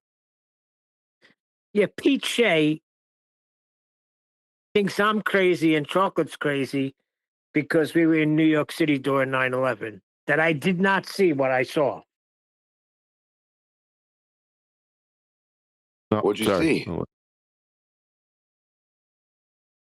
I didn't see planes, if that's what you're getting at, but I saw buildings burning and collapse. Oh, well, shit. No duh. I was just wondering if you saw some planes. Never saw a plane. Only till I got home and watched the news. There was a couple people who said they saw the plane. They said, we were driving along this thing. We live here. We looked over. We saw the planes going in. And it was a long time ago. And like it was one of the flat earthers of the group we were in. And we like pushed him on it and pushed him on it. And then one day I finally said, man, are you telling me that you just happened to be in the only perfect spot out of all the people and you actually visually with your eyeballs saw some planes come and hit a building? And then he finally came free with it and he was like, no, I didn't see it. But it took like 6 months to get it out of his ass. Yeah, I don't think I've seen anybody that actually saw planes. Correct. Because I pointed out to him, I said, now, who in the hell do you know that's on the ground breaking their neck to look up at the top of a building for nothing? And who in the hell would be taking the pictures of the top of a building you can't even take a pic? Like, you can't, like, come on now. It doesn't even make any sense. Who? Like, nobody. You got to look out for bums, pickpockets, goofballs, cops. Well, no, It's New hold on, York. dear. That's what I'm saying. Somebody, think about it, would have been taking pictures of the skyline and would be able to present some photos, but yet that's Would be able to, but you would have to right. be filming the very second that those things hit to catch them hit. You would have to Right. be the very second that they were hitting, like, oh shit, look, boom. See, but that's what I'm saying. It works against them because people are always taking video and pictures of that skyline Right, but my from the point, Brooklyn okay, Bridge. listen. So how does nobody have one picture or one video? No, you're right. Some building somewhere, some bank, some jewelry building, some building should have a camera footage of the top of another building from its view. But they don't. They took all that. Anything that was in the vicinity of that area that could have got something, they took it. They took the footage. And people, me and you, walking around on the ground, we're not going to be looking up to see it. And if we do look up to see it, I don't think we're going to be ready with the camera. See, boom, pow. What are you going to film? The only Well, thing there I was, have, but listen, my wife was watching it on TV because she called me to tell me what happened, and she was telling me another plane just hit, but she was watching it on TV, and then the phones went dead. That's what I was about to say. The second plane should have been seen. So someone, because everybody had been looking at the building burning. Right. You know what I mean? radar. Yeah, There radar, would have been. all kinds of stuff should have seen that building. Yeah, we got everyone getting in on it. Refractive curvature. Who's next? Brian, you want to chime in? We know you're not gonna. Hold on, but it's Jesus. like a kind of an argument from silence, though, isn't it? To say because you don't just have the a evidence nothing before burger. you. Yep. Looks like we got Omnivore. Is that the Omnivore from the Land of Misfit Toys? Is he in? It looks like he's in here. Pull him out. It's on deafen and mute. The deaf mute. He's Helen Keller? Yeah, he don't want to talk about a datum plane. Yeah, if you ever heard him, you'd agree. Yes, Helen Keller. My God, what is he doing over here? Straying away from the glue sniffers. Wrong. You're in the wrong part of the neighborhood, son. I heard your dumbass before. He's on server. You've just pointed out. You know he's on deafen. He can't hear you. I know. Maybe he's listening. They listen back to the show. He'll hear him being called a moron. Who is he? I don't even know who he is. Omnivore, you had a little go with him over at Land of Misfit Toys.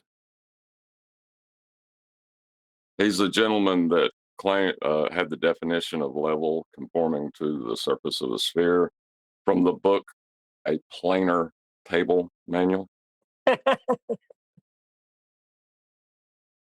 He constantly overtalked you. You know, he's got that projectile diarrhea of the mouth, the usual globe-tart tactic, right? Just keeps on muttering through the... He wouldn't stop talking. Mutter, mutter, mutter, mutter, mutter. Yeah, they all do that. Yep, all of them do it. Every single last one of them. The tactic. It's stupid. And it's a Deuce 7 offsuit. Come off, Moon Deafen. Yeah, why would you go into a server and mute yourself and deafen yourself? Why would you do that? What logic is that? Just not be on the server. Wasting space. Silly, really. Don't like the guy at all. Never liked him. Ever. Let's get his take on, when he comes off mute. Let's get his take on gravity. I heard him pontificate on gravity a few days ago. Come off mute. What's gravity?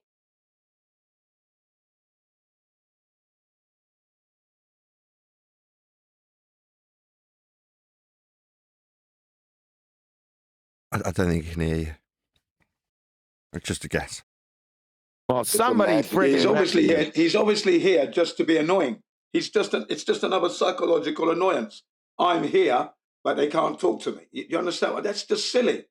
Really childish, that is. Okay? Well, somebody in Discord hang on a second, chat. one question.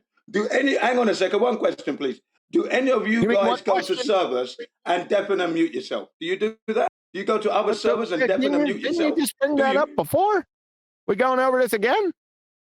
Yeah, I think it's because it's rather annoying, isn't it? You know what my problem is? Him coming over here and going on deaf and mute. Oh, it was rhetorical. Why would he do that?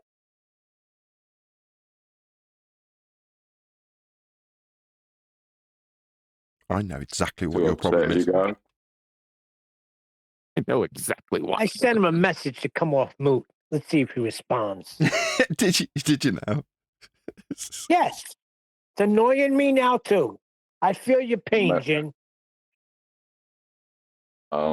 If an ostrich comes over next to a crocodile and buries his head in the sand, does the crocodile get annoyed that the ostrich buried his head in the sand next to him? He takes a bite. And then let us not forget that if this was a full channel and someone was trying to get in, he'd be taking up a space that someone wants to use. That's another thing. I wouldn't allow that. Yeah, I wouldn't allow that on my server. If you do that again, you're gone, yeah? Because I don't go around servers deafening and muting myself. What is the message I'm sending there? Okay? It's an outrage. So Come in here. Normal, or just get the hell out of here. Come in here, not talking to us. Bloody outrage. Why does anyone want to talk to this guy? That's a good question. You're all so mad to talk to. Like, we're supposed to be not wasting our time. That's what I was trying to get to with the crocodile thing. But Brian's got a point. All right. Yeah, sorry to cut in there again, ladies and gentlemen, but I was just going to say about the 9/11 thing. Well, the most recent update is the guy who is the head of the architects and engineers for 9/11 Truth. 3 years ago, got let. What's the word? He got let go because he was talking about the COVID and stuff with his colleagues. He's quite a good man. Quite high in the architectural world. So he started another section from the AE, okay, called Richard Gage 911.org, okay, and there's lots of good work coming in. So there's more energy. So he hasn't given up. Okay, they're pursuing for justice 23 years. This year's going to make 24 years, and there's renewed energy. A new 2 years old new channel coming up as well now. So it's all good. Okay, remember these people died. It could have been any one of us. Could have been on holiday that day, and we would have been gone. And that's what would have happened to us. 23 years, no justice. Okay, that means the America doesn't have this Congress. It's wrong. It's broken. What's going on, man? Okay, bear that in mind. 9/11 was a psychological hit on humanity. Okay, it's not a good It's thing. kind of mal. Nothing's been the same since, too.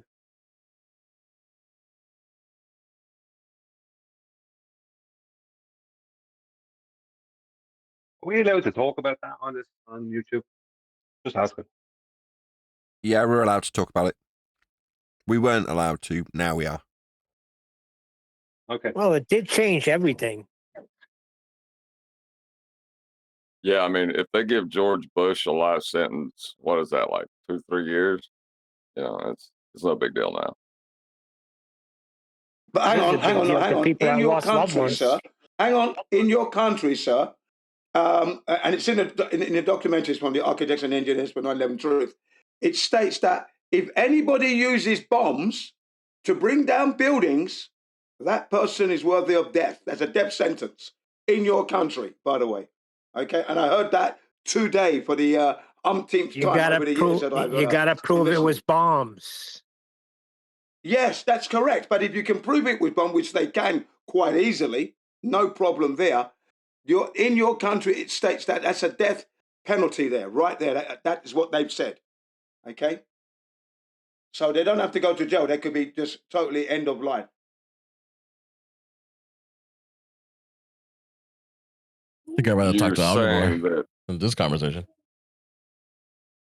You're talking about completely ignoring the steps of the judicial system because of bombs. No, John. No, that's not what I'm saying, John. Going through your judicial system, you could get the death penalty for that if you are found, not you, but if anyone is found guilty of actually setting bombs up and bringing a building down, and killing and everything else. That is a death penalty you could get, or not you, but whoever the culprit was could get the death penalty. Okay? Yeah, That's it's called domestic terrorism. In your law, that's in your law there, man, for a fact. Yoka, what do you think about that, Yoka? Who you asking? Yoko. Hey, Yoka. I think the only Glober here that's not muted. Please don't talk to that guy. Please don't bring that guy in. Well, he's not Don't super want his deaf. attention. That's the Who are bogey we gonna on the talk street. to, you know. Brian? Oh, that's the guy on the street you want to avoid. The bogey. That's the guy you want. Yeah, when you see him, you want him not to see you. You need to see him first. He's that guy. So he's the guy that you lend $20 to that you know you're not gonna get it back, but he'll constantly avoid you.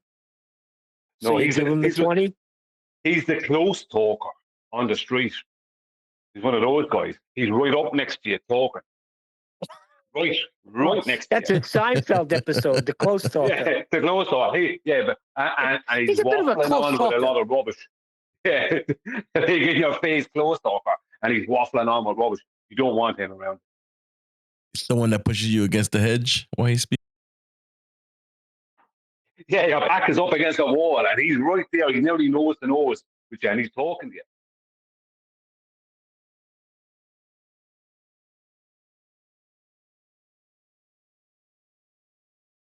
But Nathan, how do you feel about being a leader of a cult? There is no cult here, Neil. There's just Earth being measured flat. Not according to P. Moss. He said you're a leader of a cult, and he doesn't deal with cults. And did he say that while he was in here dealing with a cult? Yeah. Doesn't matter. The level of intellect is phenomenal. Yeah, they're just mad because they're a bunch of time wasters. With even AI cuts to the chase. AI overlord. Yeah. AI, the program or whatever we call AI. Oh, wait You a know, every second. time. Nathan was talking to AI. I think you brought him over to what server was that? Was that an AI or was that a person? It was AI. Are you kidding me? No. Wouldn't pass the Turing test, though. I wouldn't say that that was passable. I would have figured it out. Yeah. Yeah. Sounded like a baller to me. He did sound Yeah, like I a thought it was baller. a regular guy. No, Maybe no, he's too using conciliatory. perplexity. Nah, not combative enough. Not aggressive enough either. Did you I'll insult tell you him? what. Too I agreeable. know some ballers that wouldn't pass the Turing test. So what's that? What, you know, some real people that wouldn't pass the test. Yeah. Eli's trying to tell you something, by the way. Sorry. Miggy was using Perplexity AI, same AI program that Tenth was using. Had a conversation with it just before I got in, but he was asking Perplexity AI for a measurement of drop over distance. And it's funny because when it comes to direct measurement, it knows the difference between that and calculation. And even though it'll say that there's measured curvature, it just falls back to begging the question, doesn't actually give you an example of, uh, measured or measurable curvature. I think he said he got into a conversation about Eratosthenes, and then when it started talking about the 500 stadia, it said you could treat that as flat because it's a subtle curve. 500 stadia, you can consider that flat. In fact, we will, because it is. But see, a Glober will never admit that.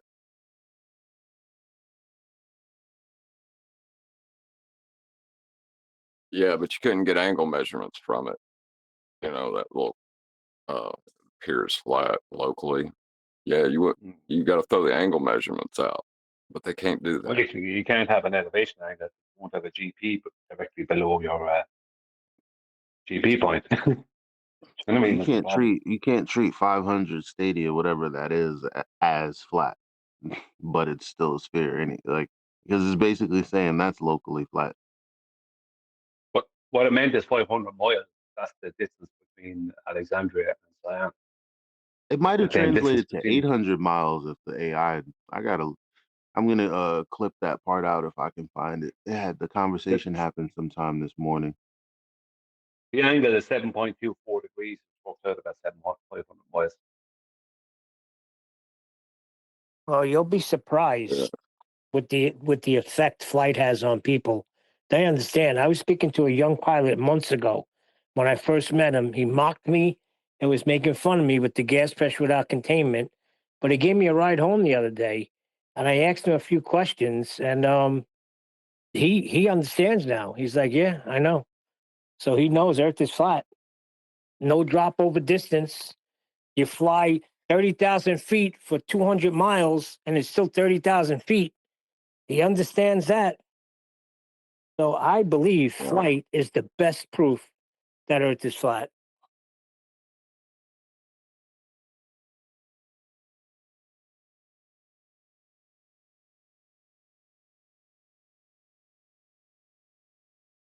Can you be 30,000 feet above a sphere if you don't have a horizontal plane of reference?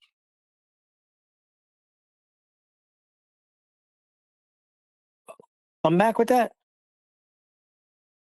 Can you be 30,000 feet above a sphere if you don't have a No. horizontal plane of reference? Negative. It has to be. How would you determine your elevation above a curved surface?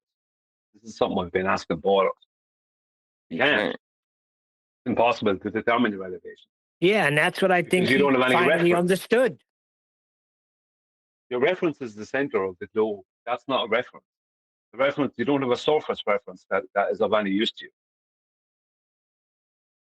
Well, for it to be a measurement, your reference must be something that you can experience with one of your five senses.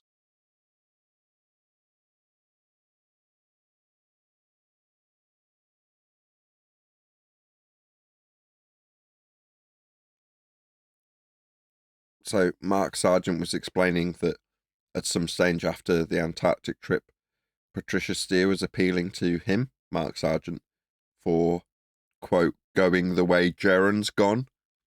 That is to say, Patricia had asked Mark, have you considered maybe going the way that Jaron's gone with this flat earth thing? What? That's what he was telling me. Oh, my goodness. We're surrounded by shells. That was the one thing she took umbrage to. Remember when we were covering Patricia Steere during the interim period of TFE? She was like, I don't like people calling everyone else shills. It's like, is that because you're a shill?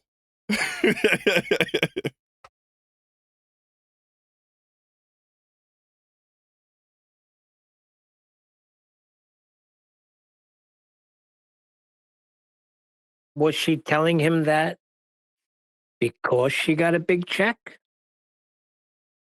I don't know if anybody got a big check. Nobody's shown me any big checks. So this whole idea of there being big checks floating around, show me one.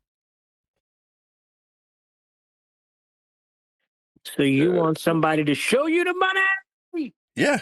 Yeah, show me the receipts. Show me where somebody got paid. You won't ever show me that.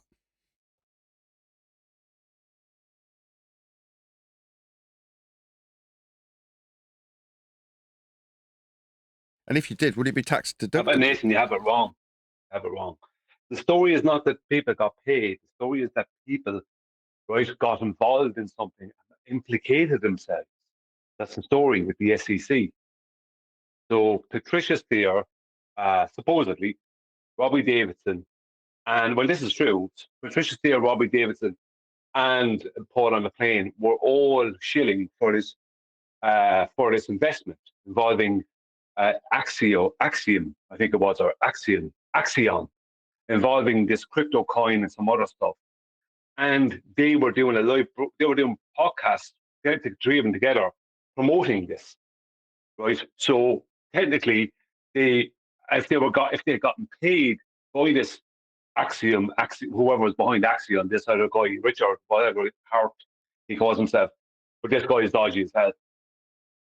This guy has some connection to it. Long story short, this guy is dodgy as hell. He's been investigated by the SEC and he's been shown not guilty. Now, if they got paid to do what they did, which it seems like they very likely did because nobody does that without getting paid, right? And they had their own investments in it. If they got paid to promote it, and it was, especially if it, well, I don't know if it matters, but especially if it was a rug pull, which it was, so it was a big scam, and a lot of people lost money on it, and supposedly those three lost money on it as well.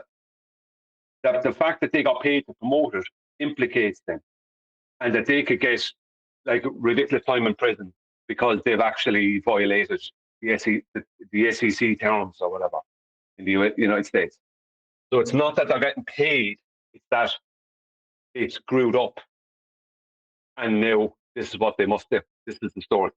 Oh, so what you're saying is... So renounce flat Earth? Okay, I've finally got the full picture as it's being laid out. I'm not saying that you're correct, but that's how you've laid it out, right? So they promote some dodgy Bitcoin. The Bitcoin goes tits up, and as a consequence of their digression, they have to give up something as a penance, and that thing is their channel regards to flat Earth, correct? Well, the only three people that have done it, besides Jaron, who God knows what he was involved in, besides Jaron or whoever he is, these other three people are the only three people that are well known that have done this. There is a couple of other people, this Rose 777, but she's kind of inconsequential. I called her out some years ago myself for being dodgy. So but these three people, they were three well-known people: Patricia Steere, Paul on the plane, and Robbie Davidson within this arena. And these three people specifically were promoting this thing, and suddenly had to stop promoting it because the whole thing became a fraud. And now these three people are the three main people, besides Jaron, that have suddenly flipped and deleted all their stuff. Like Paul on the plane has supposedly deleted all his videos. Like, why would you do that if you didn't want to have happen to you what happened to Ranty, which was that your own stuff debunks your now current claims. I don't know what's going on, but these three people were involved in promoting this. investment, and the investment turned out to be a complete rug pull. I think you're onto Oh. something, Brian. I like that. You don't want to have happened to you what happened to Ranty. What's that? Well, your old material debunks your new position. Yeah, that's what happened to Ranty. Well, who's debunking me? You are. You're debunking yourself here.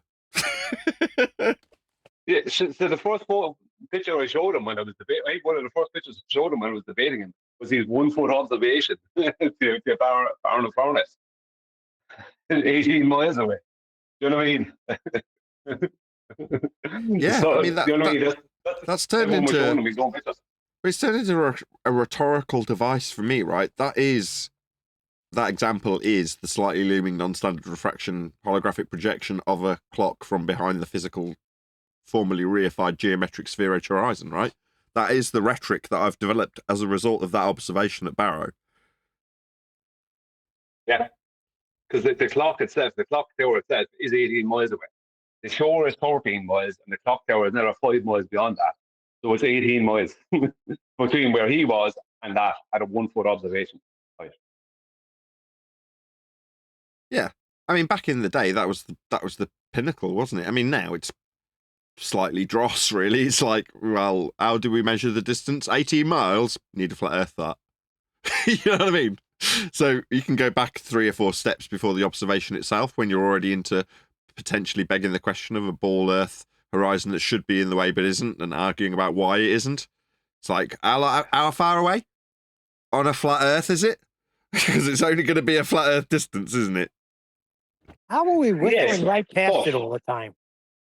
Hold on, Brian. Let me just address Neil for that. It's great, isn't it, Neil? You look back on some of this stuff and go, how did we miss it? It just beggars belief how all this stuff whistled. We whistled by all of it, didn't we?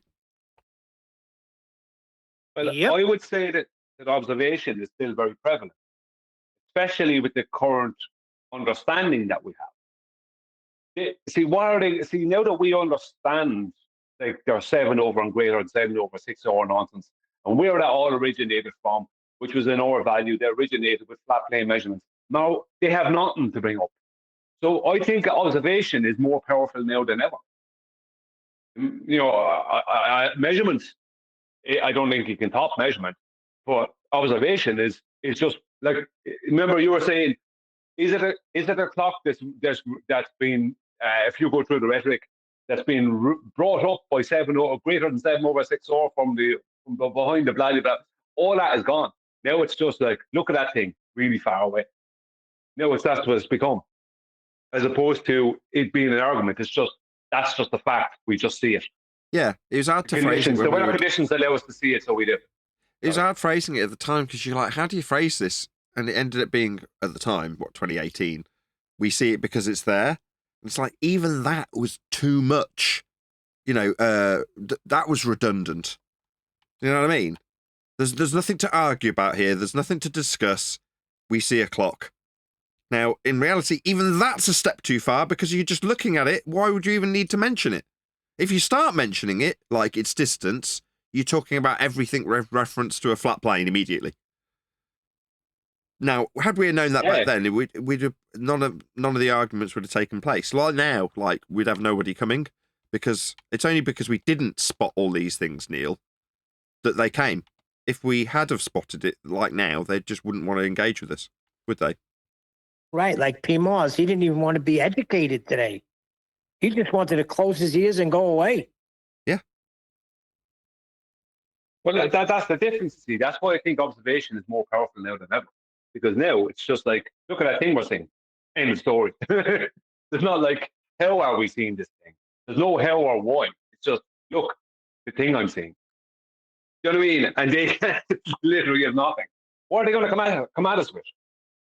Nothing. They got nothing. So now I think it's more powerful than it ever was.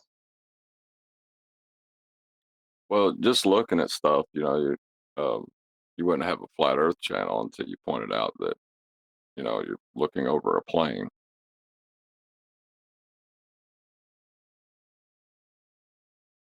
Look, a clock 18 miles away from 1 foot observation. End of. You know what I mean? End of story. Not like, how is that happening? Or there must be some globe explanation. Where are the Glovers going to come up with? There's none of that. There's literally nothing. Zero. They've got zero. It's because it doesn't warrant it, though. That's the point. It doesn't warrant any explanation. What's to explain? Well, why we can see it when we shouldn't on a globe? No, that's not going to be something I'm explaining.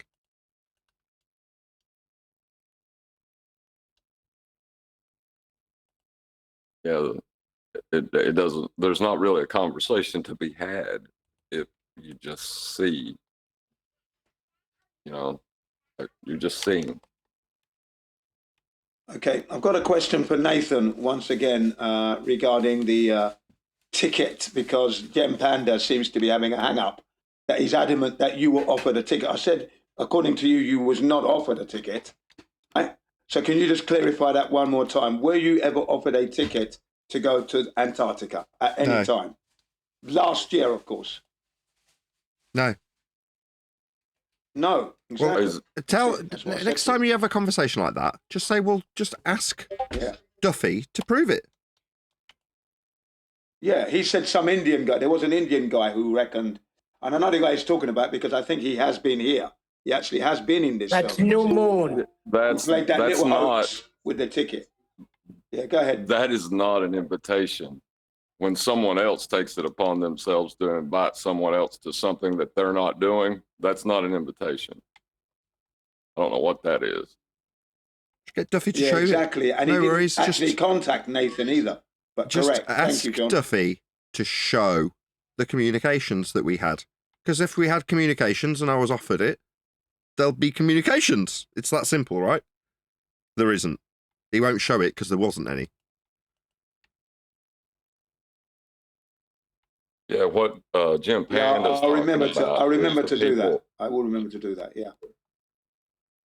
Jim Panda's talking about the people that were not Will Duffy that took it upon themselves to offer Nathan a ticket, but they weren't Will Duffy, so why would Nathan even entertain them? Who were these people, and did they have a ticket to offer? New Moon. And did they actually? Did they directly contact Nathan and offer him a ticket that they had to offer? They didn't have the ticket. That's the thing.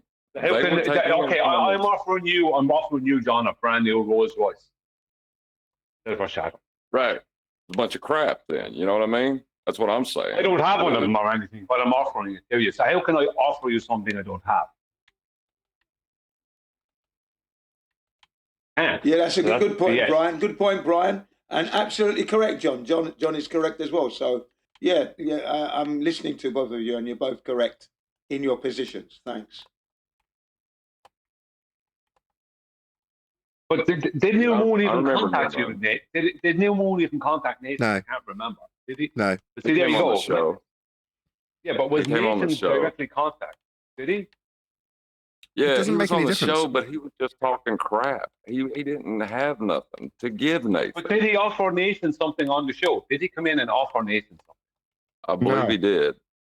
No, he did not. No, he didn't. Never He did did. not. He was apologizing. How because we come? called Are him you up on high or trying to- something? Why would you offer a ticket that you Yeah. didn't have? That's what happened there. He didn't offer him anything. He never came in and offered him anything. That's the point I'm making. So Nathan never even got offered a ticket, if I remember correctly, from New Moon. Never mind Will Duffy. So anyone else. No, New Moon came in at. We did a treatment on the McBooger Eater. Remember? Yeah, And then I remember. he was talking- The scammers and all that. Yeah, he was talking, and New Moon was that person. Well, New Moon came on that show. Yeah, I remember that. But John, that's why I was asking, did New Moon ever actually come in, offer Nathan a ticket even via email, via anything, via word of mouth, anything? He never did No. that I'm aware of. No, he came in after the trip. Yeah, but that's the point. I know he came in afterwards, but John said he had come in. That's why and I don't remember him ever doing any of that. Nathan's saying that never happened. So Nathan, did that ever happen? No. Right. So that's the end of that. You were never offered anything. No. Keep telling you.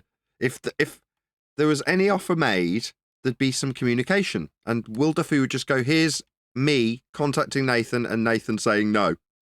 Wouldn't he? Yes. Right. Well, he won't ever do that because he can't do that because it didn't happen. Actually, Gem Panda did read something, stating that you were offered, and I said, immediately that that's fraudulent. That is not real. He did read something, Gem Panda, actually. Yeah, he did read something. That's begging the question fallacy. Thank you. Gem Panda can read. Yeah. Nah, good stuff. I just got it. That's slick.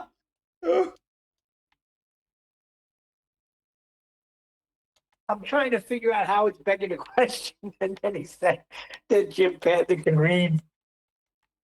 Yeah. Well, that's exactly how it happened to me. But what does he mean? And then he said Jim Panther could read, and penny just dropped instantly there. That was a good one. Yeah, good timing. You tell him good timing. You tell that birds humping moron that I said that. And clown. He'll probably say, I didn't even ask a question. It's got to be on ladies' night, though. I about choked on my coffee when you said that. That's good stuff. So Nathan was never offered nothing. So anything that Jim Panda read out had nothing to do with Nathan being offered anything. Unless it was being offered by some random baller, right? Some random baller trying to pretend he's offering Nathan something. Did that even ever happen, Nathan, in a comment or anything like that? No. Yeah. Well, I'm just trying to because that's all Nathan is saying is because Nathan. Because Jim is saying that Jim Panda read out something, and I'm just trying to see was there anything from stupid baller? Because I've had stupid ballers say to me, "Why didn't you go on the trip?" This kind of rubbish. So, but it doesn't mean that. It's just stupid baller saying trolls. So I'm just even wondering, was there even that? And Nathan is saying no. So, all right.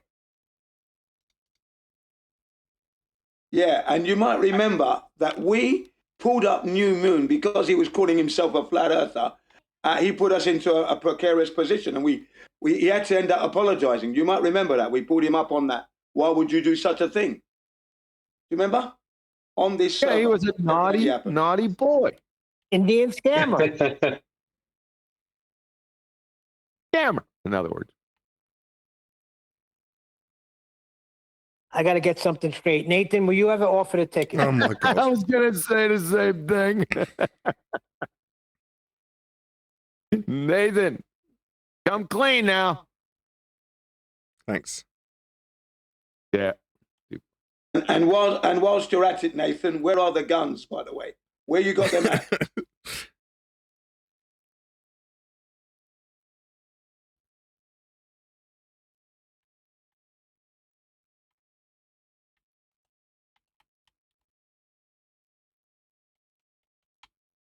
Nathan would not have any guns if he didn't go live that Sunday.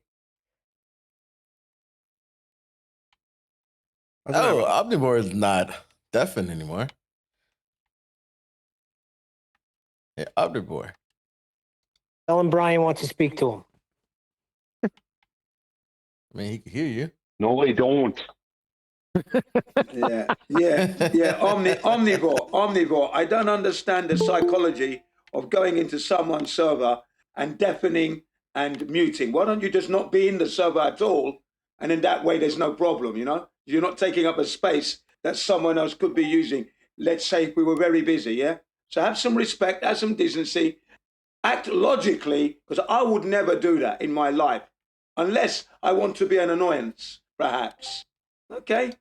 All right. If you want to be an annoyance, you're going to get double barrel from me, mate. Believe you me. Says at least he's on deaf now. You got something for us, Omni? You got a gas pressure gradient? There is a gas pressure gradient, but no, I just want background noise. If I got better background noise, I'll listen to that. Just going to Land of Misfit Toys, your homeland. You're well above your pay grade, son. Fucking clown. I heard you dumbass over there. Mr. Gravity. Yeah. Oh, yeah. Shut the fuck up. So tell me, what did you think about the 24-hour sun? What do you think about 24-hour sun? Just curious. Yeah, this is what I think of the 24-hour sun. Not you, Jen. I already know. 24-hour sun. I'm talking whoever's on the Nathan Oakley account. See, in Jen's case, the 24-hour sun pretty much puts the nail in the coffin of the AE map, but because Jen has had it tattooed on his chest, allegedly, he can't give it up. So, oh shoot! No, that's not that. Just a minute. That is not the just a minute. I'm not finished. I'm not quite finished. Hold on. No, but you're misrepresenting me, Omnivore. I'm not quite finished. You are misrepresenting my position. I am not. But I'm still not quite finished. Omnivore. You wanted me to unmute. You wanted me to talk. So I'm you know. But you asked for me. Omnivore. Shut up. I decided to abandon the map. Jen, calm down. Everyone calm down. Calm down. I decide. Jen, relax. We're going to need to see a picture of your chest. Bare naked.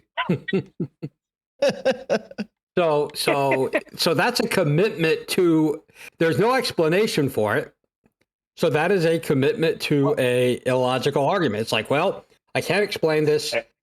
I don't have any attempt to explain it. Explanation for what? Nobody's going to explain it, so I'm just going to ignore it and keep on the way I am. I was wondering what... Wasn't the AE map debunked in 2016? Yes. I think it was debunked, immediately, but people still, ask Jen. He still cleaves to it. Oh, he got the tattoo. Only because of the flight paths. The flight paths, it's better than the globe, and I like the map. So that's my choice. I'm not embarrassed. It's engraved on my teeth, so when I smile, you see it. Okay? I decide when it's to abandon it, not you people. No one tells me that. Come on now. And I'm not embarrassed at all. The AE map is a globe projection. But I like the map. There you go. I like the map. Globe projection is... Some of the flight paths work beautifully. Brian, hold on a second. Did Brian have something to say? Dude, your mic is not good. Me? My mic? Yeah. Be quiet you need then, to get maybe. louder. Oh, say it again. Hit the compression, Brian. What? Yeah, the AE map. Let us in, indeed. Plus, if you can. Sorry, Adam. I'll come over now, Chase. Go ahead, Brian. The AE map, the grid on it, the latitude and longitude grid on the AE map is correct. The projection underneath the grid is incorrect. The only reason that anyway adheres to the flip paths anywhere adhere to reality is because of that grid, but they're still not correct on the AE map because the projection is wrong underneath. Because the time zones are wrong, all the longitudes are out, south, especially south of the equator. Yeah, we knew that in 2016. I don't know what that means. I don't know what you think that means. We knew that in 2016. It means the Earth is flat. Oh my God! If I'm at a particular latitude and longitude, you're saying I'm not at the location the map suggests, right? Like if I have a location, latitude and longitude that puts me in Australia, it's it's wrong because the grid is correct, but the map is not. So maybe I'm really in the water or New Zealand or something like that, right? No, your longitude in a place like Australia would be less. Say again? Your longitude, if you're in Australia, your longitude position would be less. Would be accurate. What about my latitude? No, your longitude position would be inaccurate. Okay, so you're aware that this grid you're talking about requires both? Yes, I'm fully aware of that. You understand why I'm saying longitude? Yes, I do understand what you're saying, but that doesn't explain to me how you think anything works. What am I saying? You're saying that as I understand it, the map, where the continents are depicted and where oceans are depicted, is incorrect, but you think that latitude and longitude really does expand from the North Pole like that, meaning that the Tropic of I don't Capricorn is much larger this than is the the Tropic problem. of Cancer and shit like that. No, this is the problem. I don't think that. I know that. Oh, well, you That say is- no, that's fine. But what if you know something that's not so? Did you know that there was can't not a know 24-hour something and sun not in be so. Antarctica? You can't do that. Did you know that? That's an impossibility. That's an intellectual impossibility. You know something. I think you or don't. knew. I think you knew that. So No, I know that. yeah, you knew there was no 24-hour sun in Okay, then. Antarctica. Now Okay, we've then. got Okay. terabytes of footage of it. Get the ADH, get the Adderall Yeah, he drip out can't there. shut the hell up. This is the thing. He can't shut the hell up. Okay, then. From between Newcastle, which is just north of Sydney, and Perth, both of them are on the 32nd degree latitude south. Right? There is 2 hours of correct local time between those two positions. Across the same span of distance, almost exactly the same, there's 108 miles in the difference between Charleston, South Carolina, and Long Beach, Southern California. There was 3 hours of correct local time. And they are both on the 32nd degree latitude north. These are correct time zones for these places. That means that Australia sits within sits within 30 degrees of latitude. Those 2 points in Australia sits within 30 degrees of longitude, sorry. And Charleston and Long Beach sit within 45. Yet they're of almost exactly equal distances apart on opposing but mirroring latitudes. You know why that is? It's because the Earth is flat. That's why. Yeah, they're correct local time. So you're aware there's a difference between. Australia. Go ahead. Oh, sorry, I thought you were done. Go ahead. Let me know. Go on. Sorry. Go on. Oh, okay. So you're aware there's a difference between nautical time using, I think it's GMT, versus time zones, right? Which are politically determined. No, there isn't. So yes, there is. And UST, no, there isn't. UCT time, which is GMT time, is correct local time. Yep. And that does zones. not always conform to time zones. What you're talking about is political time zones and daylight savings times, which have nothing to do with correct local time. Like you I'm would talking use about daylight savings time, but sure. You have to use correct local time with a chronometer for it. Because you're working off of Greenwich Mean. Okay. So talking about time zones is meaningless. No, it's become meaningless according to you because I've just proven that the Earth's not a globe and it's flat. No, because no, I've just proven my point that no one of you did. Let me know when you're done. You not understand what I was talking about, even though you think you did. Number one, but number two, I proved that the Earth is flat, and I proved it's not a globe with time zones. So suddenly, time zones have become meaningless. That's funny, isn't it? How they become meaningless. Let me know when you're done. You are debunked, omnivore. Let me know when you're done. Let me know. Are you done? Yeah, he's done debunking your dumbass. I won't be done debunking your ass ever. Yeah, I'll never be done doing that. Look, it's very clear that you're trying to confuse two different, or you are confusing two different things. I'm not confusing anything. You're the one who's trying to confuse things. That I corrected you about being wrong. Okay. Have you ever heard? Hey, I'm not prepared to answer the salient point you've just put to me. I'm just going to overrule you with, "Are you done?" Pointing out that I probably didn't even listen to the point that you just bothered to make. No, I didn't. Are you done? No, right, I don't want to again. If we say no, are you just going to stop talking? Yeah. Okay. Well, no, I don't want to overtalk you. No, then. No, we're not done.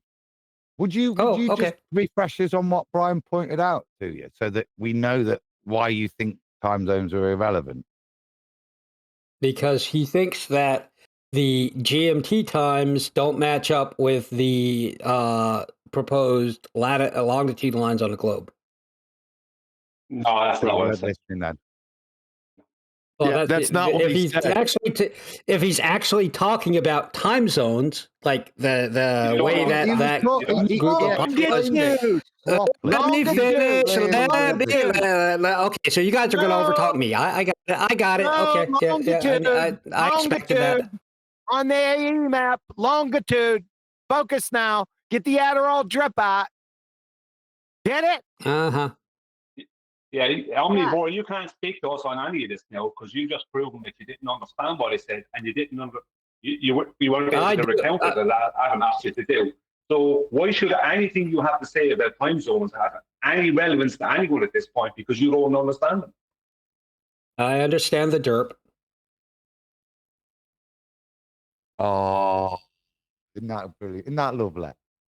Isn't that cute? How do you measure time zones by any chance? So, hang on, what did he say? GMT, and so back in, I think it was the 1600s, the British government put out a bounty for. Oh, you're going to overtalk me. Okay.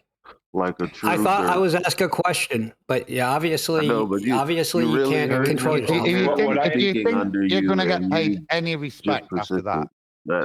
I have the exact amount of respect for you that you have for me. Probably I have less. I wasn't asking for parity. I was pointing out if you're going to be rude to us, we'll just be rude back. Yeah. Yeah. Well, you will be rude to me as much as before I am rude back. I have yet to call. What we won't be doing is just throwing to call you. Like I have yet to tell you to suck my balls, Nathan. Come on. Over talking. That's your thing. That's your fantasy. That's not mine. Mine now, really, wouldn't you? Neither has Nathan said that. Okay. Yeah, that's like I said, Omnivore. I'm not impressed with the way that you guys want people to wanted me to talk to you, but you obviously don't know how to have a back and forth. You haven't figured it out. Really? What was the last statement you made? You shouldn't ask for things you don't want. Well, you just haven't acknowledged what they've said in the argument. You just haven't acknowledged them. That's their objection, Omnivore. You ignored them.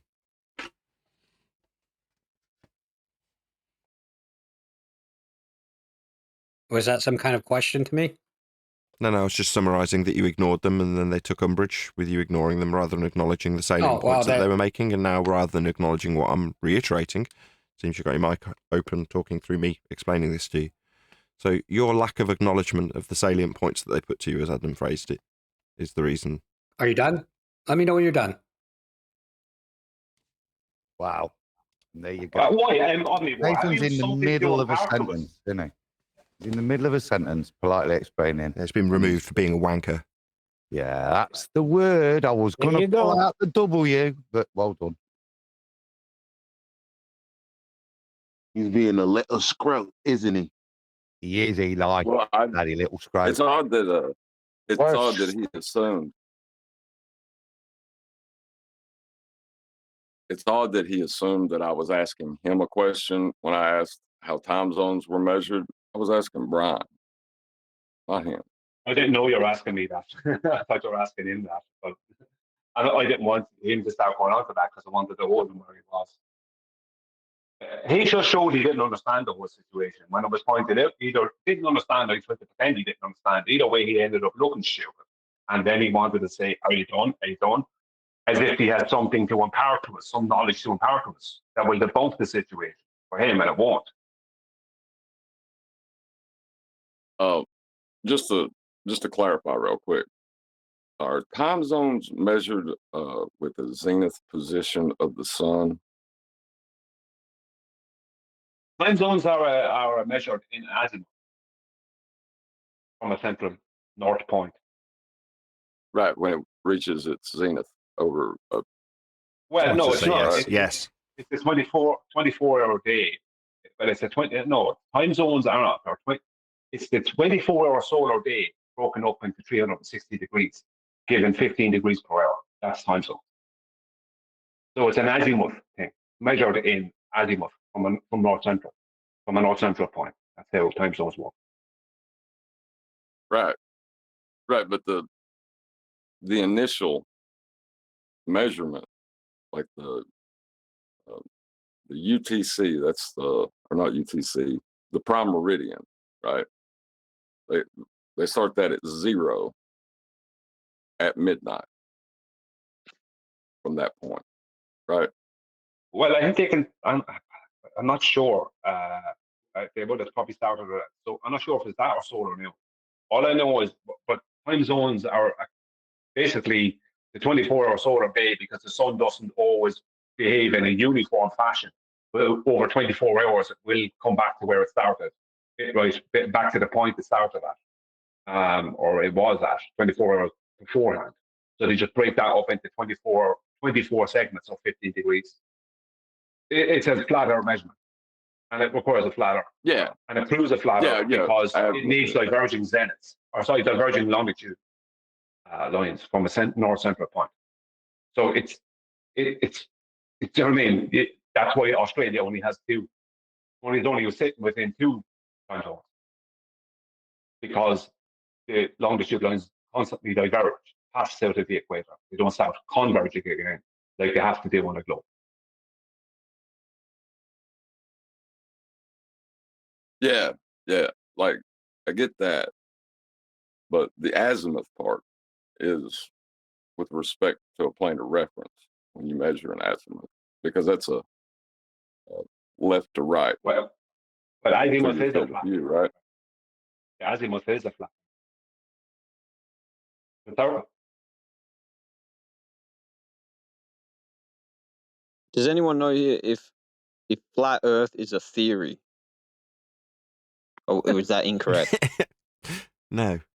Theory comes after It's not a experimentation theory? in science. So, no. To put it into that vernacular is a category error. Okay, good. Yeah. That's good to know. well, There is no, no- because There is no globe Earth theory either. It's not a neither are scientific theories. yeah, and if you're asking, is it a colloquial theory? Like I have a theory about what broke the washing machine. No, if it's that kind of a theory, no, it's not either.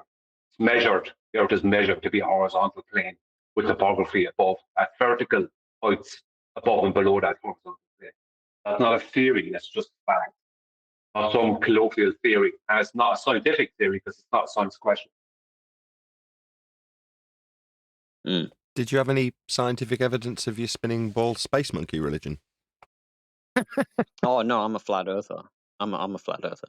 Sorry, I just want a clarification. That's all. Oh dear. Someone, I was concerned that someone was defending the flat Earth on the basis to quote Glober that yes, flat Earth is a theory. I was concerned with that. That's all. Yeah, I wonder who that was. Yeah. Who was it? It was AI. So AI got triggered about something and then obviously muted me and stuff. But I just want a clarification on that. I'm not concerned with the muting. There's abuse of authority everywhere, but it's fine. AI program or AI overlord? Yes. The AI overlord, yeah, the Discord person. Really? Wow. Yeah, there was a previous encounter. I guess he has a personal bias towards me, but basically someone came into the 24/7 and said, my professor's going to debate you on your theory, and then he left the room. And then I basically just try to identify that, which was related to a previous conversation, that all Globers, majority of them, base their beginning argument that we have some sort of claim or it's our theory. And I was immediately muted, and AI was like, you're an idiot. The room's 24/7. It's quite obvious. And he was like, I was like, well, my argument is that it's not a theory. And for some reason I got muted for that and was told I'm an idiot and that he was ready to defend it on the basis that flat Earth is a theory. No, Like, so that's not AI claiming it's a theory. I don't know what it is. Okay. I didn't hear it. I'm only going by what this man said. So it's Yeah, a I bit don't- strange that he do that. Do you have like a clip of this? Because I don't believe it. well, you could ask him personally if he wants to deny it, but no, I didn't clip it. But there are other people in the room who actually I'm jumped on denying the. it because I mean I'm a mod over there too. I don't buy that's what happened. But why would you? Unless it's why would you're you do that? claiming something. And God damn it, does everybody not want me to talk like completely? I definitely don't want you to talk, but I mean that's just me. Me neither. But that wouldn't. That's a personal bias. Like if you're ready to defend him, if you're ready to defend him, and just say in something all didn't seriousness, happen. just one sec. Sorry, I'm really sorry. Go ahead, Eli. Okay, sorry. Well, I mean, if you're going to claim something happened, it's not going to be on someone else to validate what you're saying here and today. Well, outside of it, yeah. AI is an absolute dick. He did the same thing to me the other week. The way the guy behaves, he's an egotistical fool, who just mutes people because he's got a little willy, didn't he? I agree with that. Yeah. Well, there's a way to actually prove this. If you know around about the time that it happened, you can go to their YouTube page and find the time. Find that clip. And No, I will do that, appreciate actually. it if you would. Hold on. Did the words appreciate flat Earth is a theory come out of AI overlord's mouth? Okay, I will have to That's look not what back he on that, claimed. but I will have to definitely look back on that. But like, you understand the implication, right? Like, all I did was say that, which was related to a previous conversation, and I said, "Oh, T-Dub, this is like the point I was making." I guess that's what I said. But that they always start with claiming that, like, we're asserting a claim on us. And my position is that flat Earth is an observation. It's how we observe our world. That's just my position. And he muted me for that. And I know it's for a personal bias, but I'm not trying to argue that. I'm saying that he made the argument that it's quite obvious. The room's called 24/7 flat Earth, blah, blah, blah. But like, I'm not sure. I guess I'm confused that I was trying to identify that flat Earth isn't a theory. And then I was muted for that and told that it's pretty obvious the room's 24/7 flat Earth. So I'm not sure. It could just be What's your racism. name? He might just not like you. What's your name? Yeah, that's what it is. All right, thank you. It's Upside Down Australian. That's your whole name? Upside Down Australian? It's ironic. Yeah, He's it a was Kiwi. like the Upside Down or Upside Down, something like that. Yeah. Okay. Either with thanks. the or the no the. Yeah. Yeah. Yep. Yeah, I just hit the messaged nail you. on the head, so yeah, he just doesn't like you. That's what I say. He does the same to me. Does the same to Brian. Unfortunately, it's tolerated in that room, his behaviour. So not a lot we can do about it. Yeah, that's cool. I haven't had it happen to me in that because I don't go in there. But if I went in there, it could happen to me. But I know he definitely doesn't. Thanks for that, Brian. Sorry, Nathan? No, I will back you up on that. I don't go in there either, but if I did go in there, it could happen to me also. Thank you, Brian. It was a worthy point. Well, he doesn't like me. I know that. Doubt it, Brian, don't you? I don't think it would happen to Nathan. I doubt it would happen to Nathan. No, he licks But Nathan's me, it ass. would. Yeah. You might get a bunch of flowers or a new microphone or I something. didn't say it would. I said Or it a could. nice shiny ass. Could happen. Speculative in nature, wasn't it? Well, I was in there and I got muted all the time. Well, because you were hitting them on the head with the truth. So I was there today. Can we just confirm we're all okay with Jim being muted in there? Is that all good way? Yes. Yes. I confirm. Yes. We're all cool with that, Jim. We're all fine with that, I'm afraid. Sorry. Can we mute him in here? If he gets out of Wait a it. second. Wait, Jin was muted in 24/7? Why? He's got quite an annoying voice. I think that could be it. Can you mute him now, Nathan? I could just do it. I could. Theoretically. It's just a theory. It's just a theory. What's up, y'all? Uh-oh. What's boy. up, D-Rose? Kiwi's been waiting for you. Your It would ankle. never your- Rose. It would never happen to me because I don't meddle with. Wait a second. Was that rhetorical? You said, "What's up?" Right? Sky. Your sister's ankles. Yeah, I walked into that.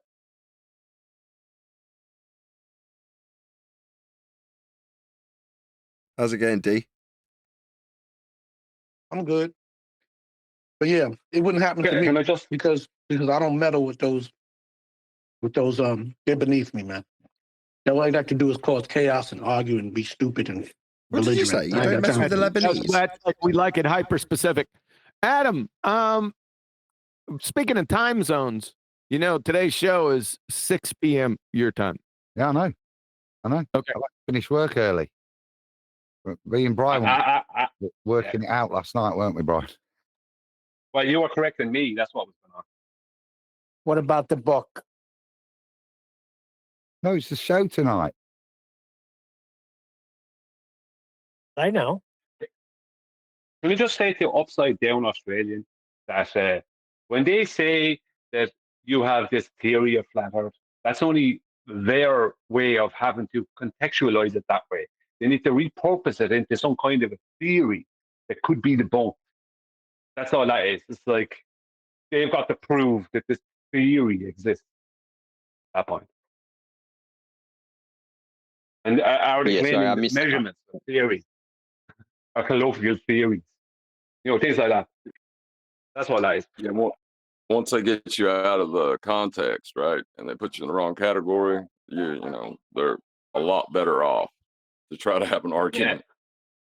Yeah. Well, I have I'll a use an theory that it's example. flat, and you have a theory that it's the globe. You just got to aware of it. So it's a tactical maneuver.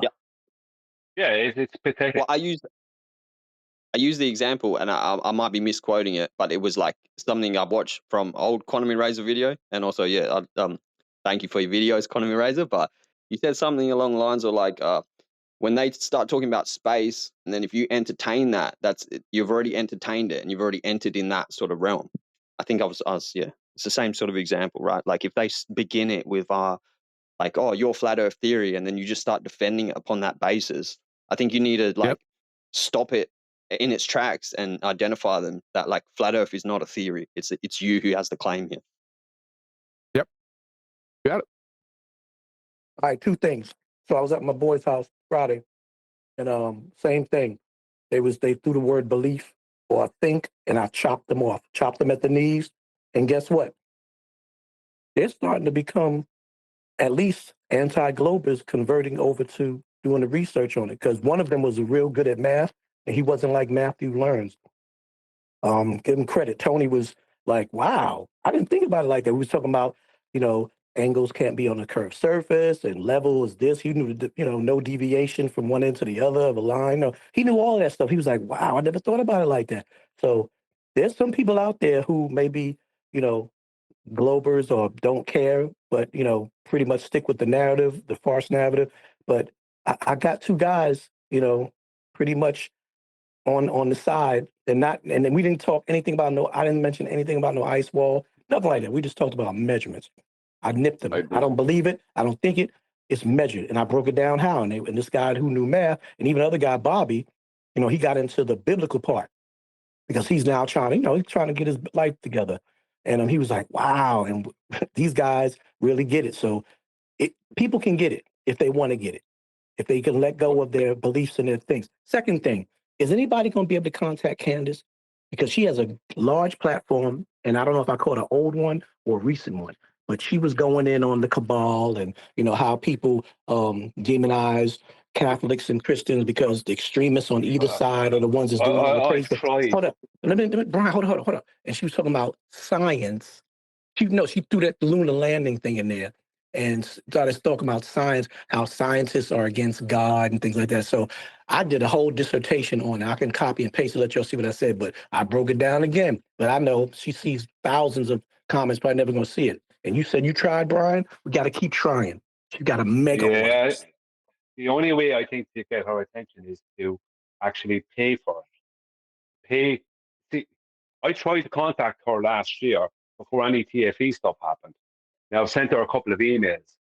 And I don't know if these emails were seen or not, because I didn't get any reply to them, but they were directly to her email, the email she gives out. Now, I don't know if her assistants read the emails. I am sure she reads them because they're emails. I don't know. I don't know. I will never pay for a woman. Her husband intercepts them. Her husband and her team intercepts them. Maybe so, yeah. But surely she has to look at them too at some point. But that doesn't mean she definitely saw them. Point is, I've sent two different emails. I sent one prior to the whole TFE thing saying, look, I'd like to come on and discuss natural science and flat earth and all that with you. I'm basically almost a decade into this. I understand the situation. And then afterwards, I sent her another email. But and I've sent her the flight presentations from ballbusters and that. You know what I mean? So I've tried to contact her in that way, but it looks like the only way to do it is through an app called Minect, where you have to pay to get her to text you back, and I might have to do that. Gotcha. Right, Now because she's in contact with Will Duffy and other people like that. Exactly. They've And contacted her as well. That's the whole thing. As far as when you have a Will Duffy who rocks with her in his deceptive way, she, credit to her, does not believe in the lunar landing because she believes that science is part of the lunar landing, and science is denouncing creation. So she's convoluted and mixed up on everything. And people like McDuffie kind of rides that and then has her leaning on, well, the Bible does say, like Faulkner said, it does say that it was this, that, and the other, but to go onto the heliocentric side. And unbeknownst to her, because she don't have the knowledge, because she ain't talked to you or anybody like y'all, she's going to ride with that because it's close to God and it's close to creation. And maybe this makes sense. Yeah, but the Bible doesn't go into heliocentric side at all. We know that. We know that. We know that. D-Rose. Are you saying we know that? Is that what you're saying? That we know that. We know that. Is that what you really meant? Well, I'm saying, I'm trying to let Neil know that's not the point. People like Candace, who has large audiences, and her large audience are Christian and believers. I don't want her to steer them to believe that the creation has to do with a globular spherical Earth, because whether it's left there implied or it's left there, asserted, still it's the wrong direction. All she got to do is read a Bible. Both you and her are just scared of Whitey. What it is. She has a white husband. And I heard something earlier. She got a white husband. Really disturbing. Yeah, she likes white guys. Brian, you got a shot. There was something really disturbing in what you said earlier, D. Rose. That she said? No, it's what you said. That you had a friend. That you had a friend that could understand basic, simple geometry. I can't believe that. Yes, he did, and he agreed. Even though he tried to make he did the local thing, and I broke him down. What did he say? He was talking about he kept on emphasizing, and I'm not saying he kept on emphasizing on the north antipodal area and saying, you mean you can't take a level and get a part right there, and that can't be straight? And I was like, and I broke him down. I broke him down to the point where he was like, oh, so he broke down spherical geometry. He said that's what he was taught. And he did the 90th degree to the middle of the earth. And he did the 180 through the middle of the earth and said, right there's your angle. And I said, okay, so you're telling me that's an angle. Well, as far as, from the middle going to the 80 degree and the 90, I said, but what about the surface? We're talking about the surface. Do you travel through the earth? So I broke him down on that. Then I said, now take that left side of that globe and that right side of that middle part of that globe, and let's move that angle up to the surface. Now try it. He was like, oh, he caught it right away. Then I sent him an Eric DeBay perspective, because we were talking about perspective, hallways, railroads, down the road, seeing things disappear from the bottom. He caught it. He wrote, he said, yo, man, he said, that is so, to them, it's like, it's deep, but it's not deep to us. But it's like, yo, I never thought of it like that. I said, yeah, trust me, my boy is seeing the light at the end of the tunnel. Bro. I was joking, and you ruined my joke. I just want to point out, D-Rose, you ruined my damn joke. Thanks. What was the joke? Say the joke. Oh, I didn't know it was a pun. See, 10th man, we need 10th man to catch it. 10th man has to catch it and be like, that was a pun. 10th man catches the puns, not the jokes. Yeah, I didn't catch the pun. Do it again, John. I had a friend. Do it again. That you had a friend that could understand basic geometry. It was that you had a friend. Never mind. It's just not funny now. I don't have a friend. Oh, I had a friend. Okay, not a friend that knew geometry. I need friends. I thought you were saying that. I thought you were saying, John, that it's ironic that somebody out there knows basic geometry, but you took it to the next level. I actually have a friend. Okay. Yeah, it was a low It's all blow. right. But you It have wasn't loads that of good friends. anyway. John is even your friend, so he definitely. Yeah. Well, yeah, I Neil, mean, I don't think it hurt him, did it? You never know. Nah. No. Neil, can I say something to Neil? Right, and to everyone. We're dealing with a load of ballers who will do anything to character assassinate, right? Now, last year when I was trying to bring up people's attention to Candace Owens, I was getting nothing but Brian and Candace sitting in a tree. No. When I said you got a shot, I did not mean it in that way. Hang No, on, because you're going to point something to me. No jump on me now. I'm not saying that. I'm not saying that. You're not listening to me. Right? The point I'm making is I know how he meant it, but even the fact that it was said is all it takes to be clipped out and for it to go straight through someone like Will Duffy and straight to Candace Owens saying, stay away from these fellas because of blah, blah, blah, blah, blah. Now, what if you listen to it or not? I agree with you 1,000%. No, because we were talking about getting to Candace. Hold on. Hang on, leave me speak. The point I'm making, but why did you? But we don't need to bring up that. The point is that this is somebody who might bring some one of us onto her show or mention something to do with this show or something, right, which would be a big bonus for us, who would be open possibly to listening to what we have to say, right? And I'd say she definitely would be if she just got to hear it, but she won't get to hear it if there's people like Will Duffy in the way. And if they can clip anything out and anything goes back to her, because before we know she's been listening to the show. Right. And she might have heard that. Brian, I don't know if it would turn her off that or not. But the point is that why do it? We don't need those statements. Brian. Candace Owens. Brian, hold up. Brian, I agree with you 1,000%. Because just less than 5 minutes ago, Neil said, "Hey, she likes white guys. You got a shot there, Brian." That's what he's talking about. That's what I'm talking about. That's what we're talking about. Did you just wake up? No, I thought he said something else a year ago when you were trying to get with white guys, so you got a shot, listen, Brian. you keep on the talk over me instead of listening to what I'm saying. A year ago when I was bringing up Candace Owens as a topic and what she was putting out on our show, I got a lot of Brian and Candace sitting in the tree. Not from me. Oh, I did get it. Right? Nathan, QE, loads of people didn't take it serious, right? Now, I was one of them, Brian. I was one. Yes. The point is that is not constructive. Right? That kind of thing is not constructive. It's for you, yeah. Well, then you go back to those videos. Brian. I'm trying to make a point. You want to talk over the person who's trying to make the point. You made your point. I agree with you 1,000%. But I didn't know that you were talking about what Neil just said. You said a year ago the KISSING. And I was trying to say, matter of fact, I agree with you because Neil just interjected that comment when I was talking about telling Kiwi shut up. I literally addressed Neil. I didn't hear Brian's point. I'm sorry. Did you say your point, Brian? Has no point. He's trying to crucify me. He's trying to crucify me instead of addressing QE. I'm not trying to crucify you. I wasn't trying to do that at all. The point I was trying to make is any comment like that can be used against us. No matter how joking it is, can be used against us. Even though it's all a joke, it can be used against us. That wasn't a joke. She's married, Neil.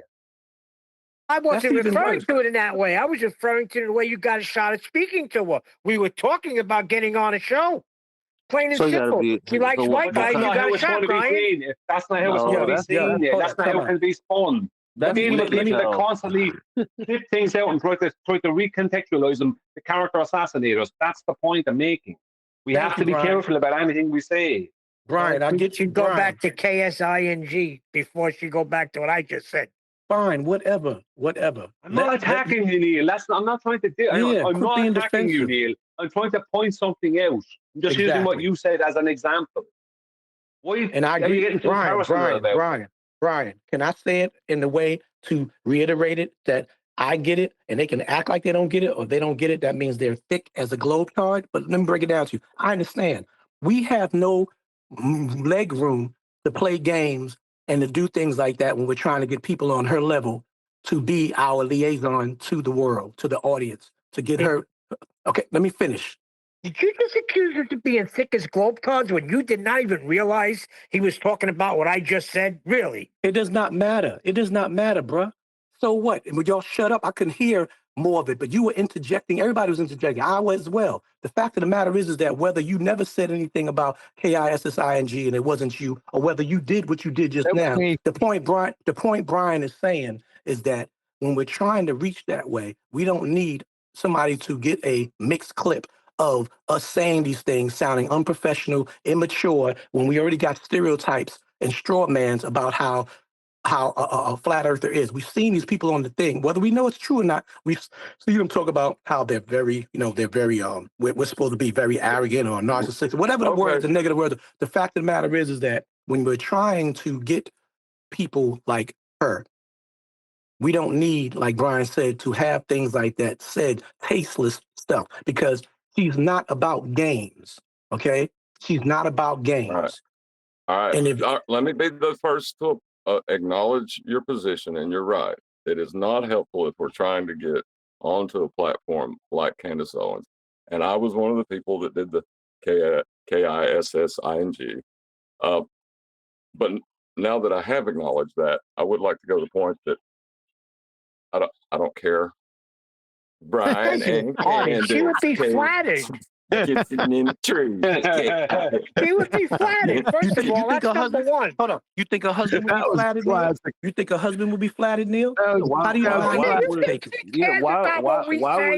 why would she be flattered if she doesn't know Brian? Like the whole point. The fact of the matter Brian's trying to make is if we're not doing all that goofy shit, people can get to know what we're saying versus the mischaracterization of us from some Voltard somewhere. You want to say, oh, here we go. But look, the reality is it's harder for me to talk to friends and family because of the kind of shit that some flat earthers say and do. That's the reality. You want to him and haw and shit, but that's the truth. Listen, I was the one who made up Candace and Brian sitting in a tree, KISSING. Case in point right there. And I don't care. Yeah, okay, that's fine. But the problem is this, right? Problem is not whether Candace could take a joke or not. Point is this: you're not respecting her position. She's married, and you're not respecting her husband, right? And all of that has absolutely nothing to do with the topic. So if we're not behaving professionally, how do we expect someone like her to, like if she's only heard bad things about Nathan's show and if she had never listened to Nathan's show, and then clips like that are going to her and they're saying, look, see what they're saying about you on that show. They're not. You married, Brian? Hold on. You married? I'm married. If that was said, I would play it for my wife and say, look at these guys going gaga over you. And I would laugh about it, and so would he, and so would she. Yeah, but we don't. Yeah, but we don't. Wake the freak up. Who gives a damn? I'll take Neil. You don't know her husband. I'll take Neil's position and say, who cares what Wixit says?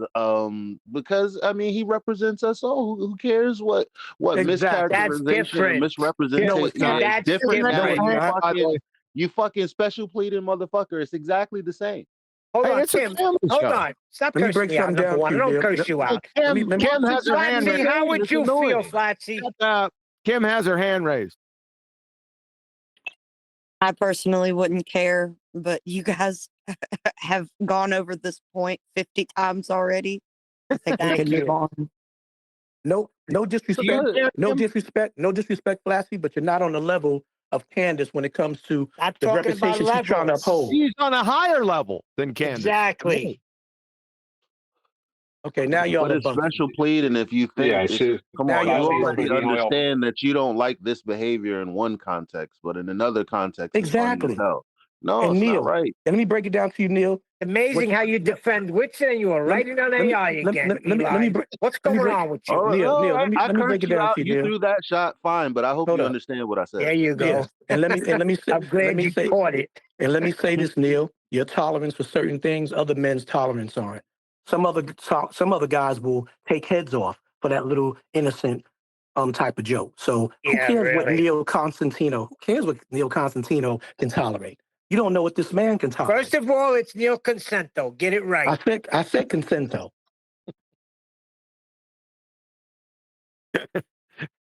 John, do you care? Hold on, I have a question. Original D Rose, what you just said reminds me of abusive relationships where if, let's say, I do something wrong and my partner would be like, oh, he left the call, never mind. He just joined again. Okay. An abusive relationship where I do something or I don't do something, I just say something that is, out of line, and I get hit, and the man says, "You made me do this to you." Exactly. Yeah. So can somebody hit Brian? I don't get it. You didn't get that. I said it. You didn't get that. John made a joke. No, you said that somebody would knock somebody's head off or behead people for that kind of behavior. Ain't nobody said decapitate. I said somebody would take heads off. That's a term of speech, meaning some men are very. Some men. Decapitation is taking off a head, D Rose. Some men very don't different like. thing, Neil. Very different. Some men don't like. Some men don't like other men referring to, even complimenting their women. That sounds like their problem. It doesn't matter. Just stay professional.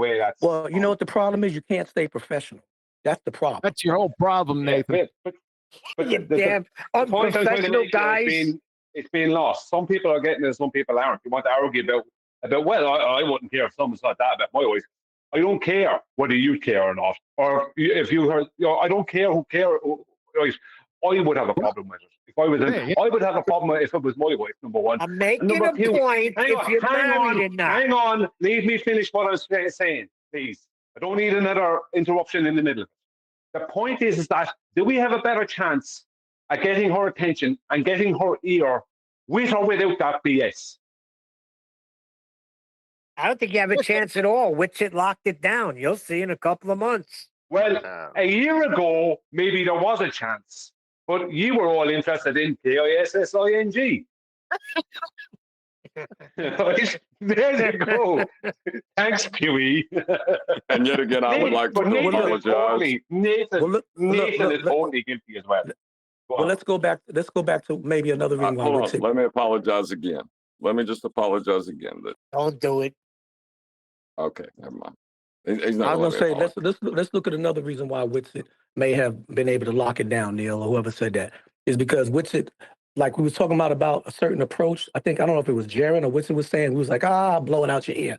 But maybe, we was saying maybe we should be able to talk to these globers in a different way instead of getting irate and becoming belligerent, berating them for their stupid flaws and their lying and stuff like that. Maybe Witsit does in a different way that's more charismatic, which is deceitful, but he knows how to play that role in order to seem to be innocent and not a threat to whatever he claims to be representing, which is flat Earth. So he's smooth to get to, so that may be more appealing to somebody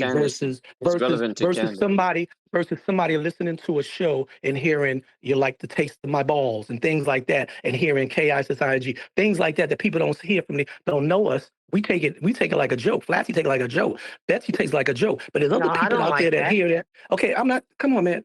Stop looking at the dot on my eye and listen to the paragraph I'm saying. What I'm trying to say is rambling. You're freaking rambling. You don't get it through your thick head. You're not getting it. You're not getting it. You're not getting it. Don't you understand that there's a preferred? Are you saying he's not getting it? No, there's a couple of people trying to get in on there as well. Witsit is preferred. I just have one question. Sharon was preferred. We're not preferred for a reason. Hello. What You're not preferred because you say stupid things like KISSING. No, it's not because of that, D Rose. You know damn well it ain't because of that. Witsit not our friend. What about if Witsit brings those tips to her and say, look, don't talk to them? That's a flat earther. It's in her mind, that's a flat earther doing it. I'm pretty sure it's because he's a ginger, right? You're begging the question. He's begging ginger. the question. Begging the question. Sorry. You're begging the question. He is actually ginger. It's a flat earther. Oh, he's a ginger. Agreed, but they're preferred. I say, from her point of view, From her point of view, guys, he is. If she doesn't know any different, he is. Australia, again, how about that? How the hell do you know that? You got estrogen flowing in your veins, too. Yeah, that's Straight true. to go ahead, mate. We can't mistake. She doesn't have a preference because she probably doesn't even know who any of us are. So I don't agree with that. But look Yeah, at but look if at how she's told far, Witsit look is at a how flat long earther, this and argument has been going on, or this topic. They do not want Yeah. to speak to us because what we speak destroys everything they believe. they don't get this. it, and they won't get to hear it, Neil. Someone like Candace, who may listen to us and has a big platform, won't get to hear it if someone like Witsit can take clips like what you said earlier and recontextualize them and give them to her, because he's in contact with her producer. Yeah, the very thing I didn't want to exactly. have happen a year ago. That's the thing I didn't want to have happen. it's all right, Brian. We'll send her a book. Exactly. Everything relies on the book. Just relax. Kim has a question. Has her hands raised. I was just going to say, this sounds like a battle of agendas. I don't think that if you want to do something, if you want to be on people's shows and you don't want to be associated with these shows, that's up to you. Agreed. Well, thanks, Kim. We do what we do here, and we do what we do on QE show. If they don't want us, they don't want us. And they don't want us because they got a preferred taste. And that's what they want. Retarded. We're all alone.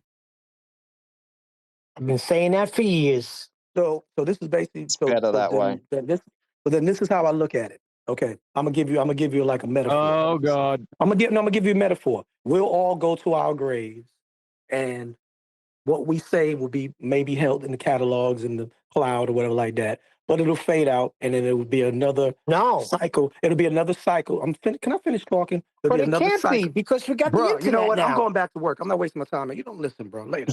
We got the internet. We have the internet. So this cycle has passed. Nathan talks about a 10-year cycle. Well, guess what? The internet is here. And I'm speaking to people in other countries. 10-year cycle is Instantaneously, not by the going to way, happen. through undersea cables.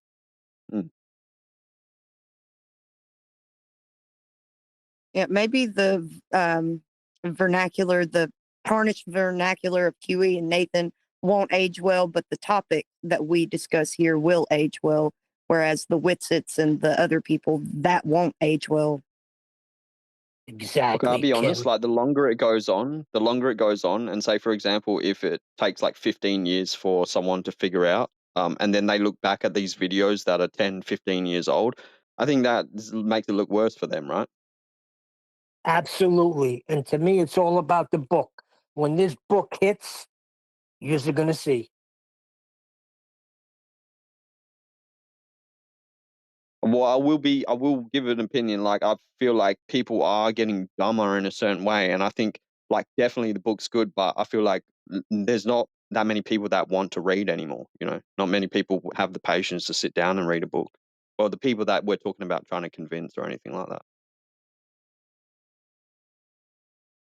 Like, they can't get through a 10-minute basic conversation to establish basic concepts.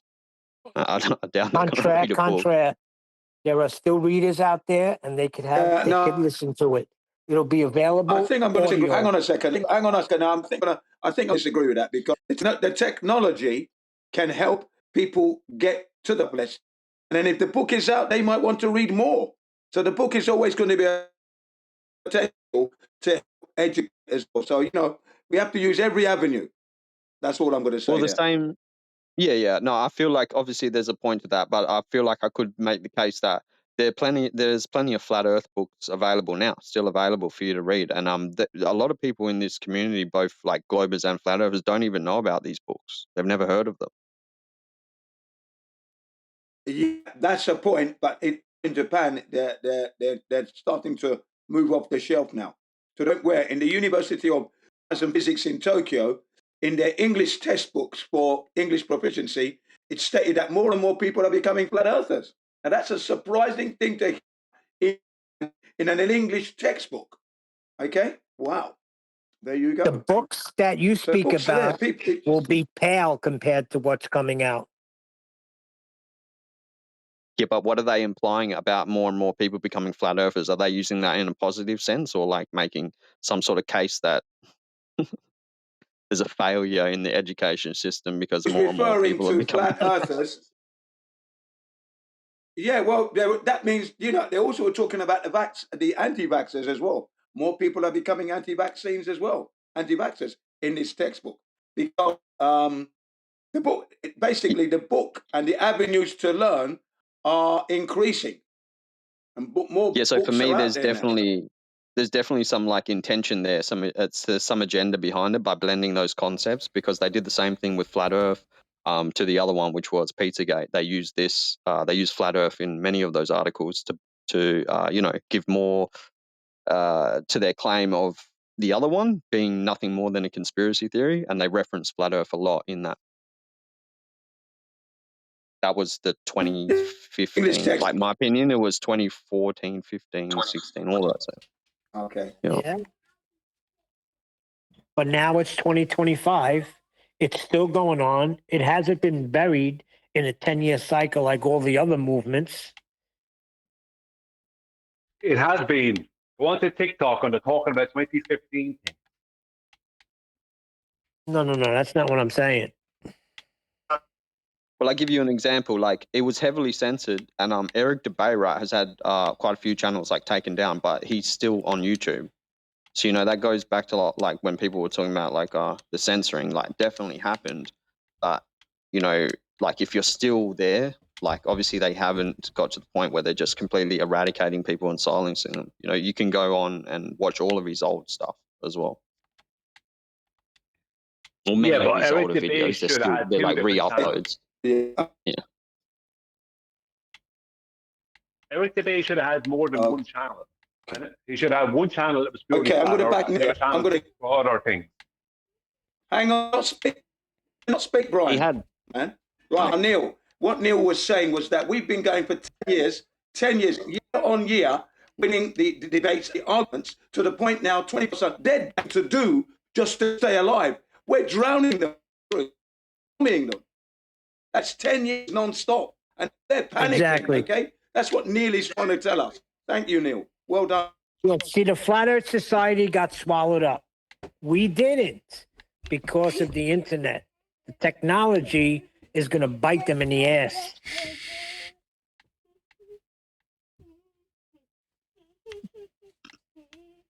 No, the International Flat Earth Research Society, not the Flat Earth Society. They're from the 1800s. They have been repositioned into a completely different group run by a guy called Leo Ferrari in the 1970s.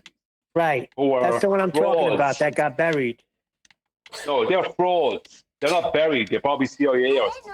The original ones was back in the 1800s. What you're calling that is the International Flat Earth Research Society, not the Flat Earth Society.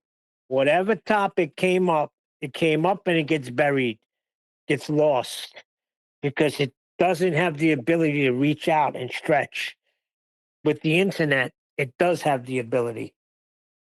All right? So they're not going to bury us. The argument's still going on. We survived the 10 years. That's all I'm trying to say. Every 10 years, there has to be a war.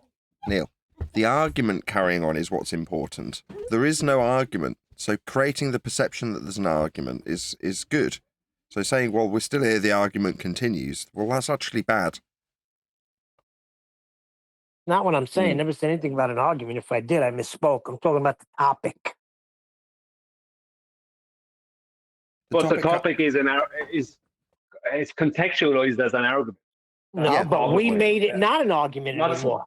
Yes, which is why we're more heavily censored. You're saying other people are favoured. I don't think that's the case. I think what's actually the case is certain amongst us are more censored than others because of what we cover. What we cover is too close to the bone. You can't get rid of flat Earth. It's necessitated when you measure Earth because it's flat. So you can't get rid of it.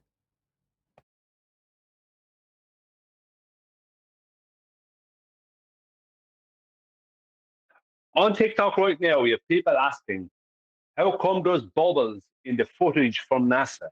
Does that mean they're in a pool? you know what I mean? That's what you Yeah. have going on in 2025 on TikTok. You know what I mean? This is the problem.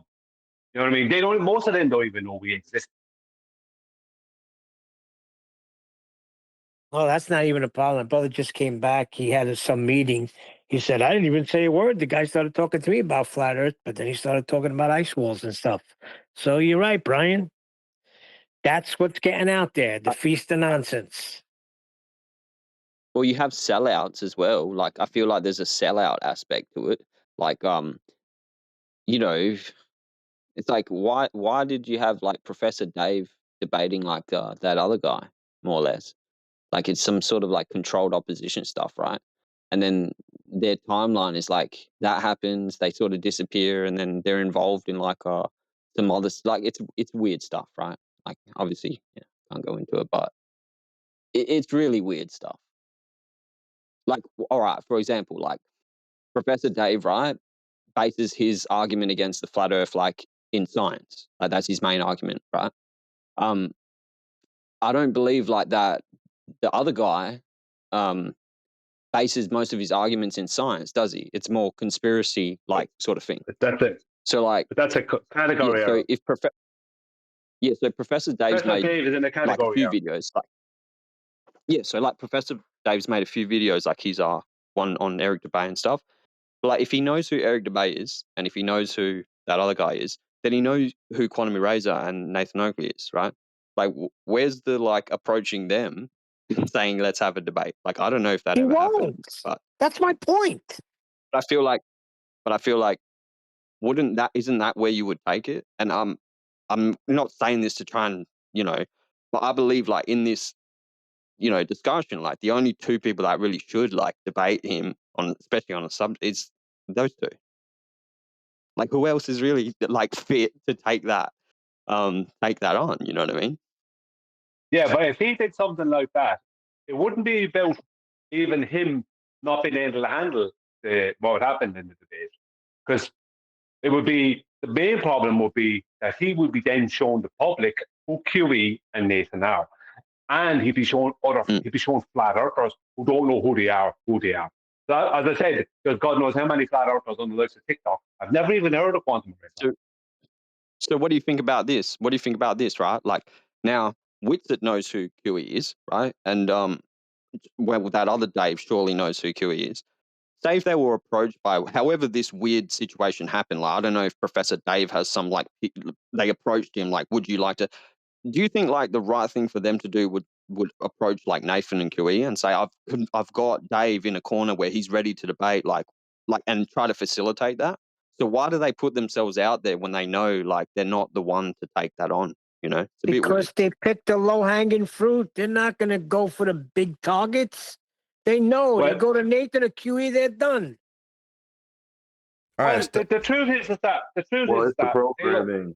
It's not personal. It's the programming. But you can apply this to many things, like say a boxing gym. Oh, sorry. I asked Dave for an debate. He said no. Thank you, Nathan. You asked, Professor Dave. You asked him. The person who goes by the YouTube channel name Professor Dave Explains, otherwise known as Dave Farina. Yeah, that idiot. I contacted him via email, asked him to debate. He said no. So he's admitting now, like by default, right, that he's more than happy to debate Whitsett and thing, but for some reason he denies it. So what qualified Whitsett or that other guy any more than you? You just have the answer from Neil. Low hanging fruit, right? I don't know. Yes, low hanging fruit. Technically true, but it's the programming. I mean, that's what it is. Well, it's a case of, to be honest with you, David Weiss did debate him and did handle him. So David Weiss is up to a debate with Professor Dave. So it was Whitsett. You think David Weiss the best people for the job? You think David Weiss handled him? I'm not finished. Forget about it. Right? Just give me speak, for God's sake. No. Right? Are they the best people for the job? No. Is Nathan QE better? Yeah. Are they the ones are they the two that's going to get put forth out there? No, it's going to be Wickett and Professor Dave. And they're not going to go, no, never mind me, go and get Nathan and QE. They're not going to do that because they're not friends of Nathan and QE. And they don't want Nathan and QE to be getting the kudos. They want to get the kudos. Mm. They are about self-promotion. So that's what. Preferred, man. It's preferred. Here, Brian. Here, Brian. Here. Totally agree with that 100%. That is a great evaluation. It's clear like glass that they don't want people like QE and Nathan, because when they deliver that truth, the firmament will crack.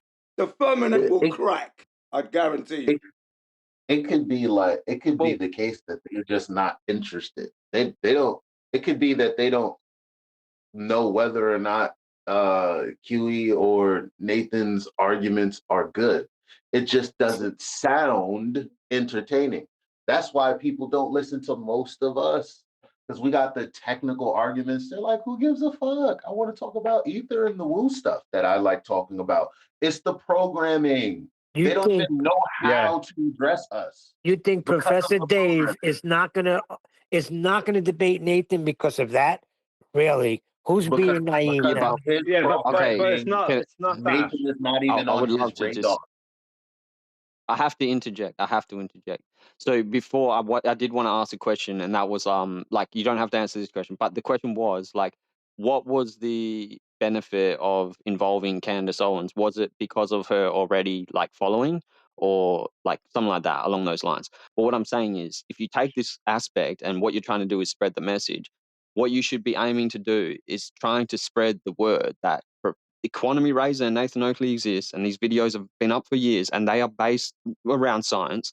And here is a claimed, scientist who wants to argue that there's scientific proof, and he's aware of these people and deliberately like avoided them, but was happy to go to these other people. I think if you can spread that message, because it's about the audience, right?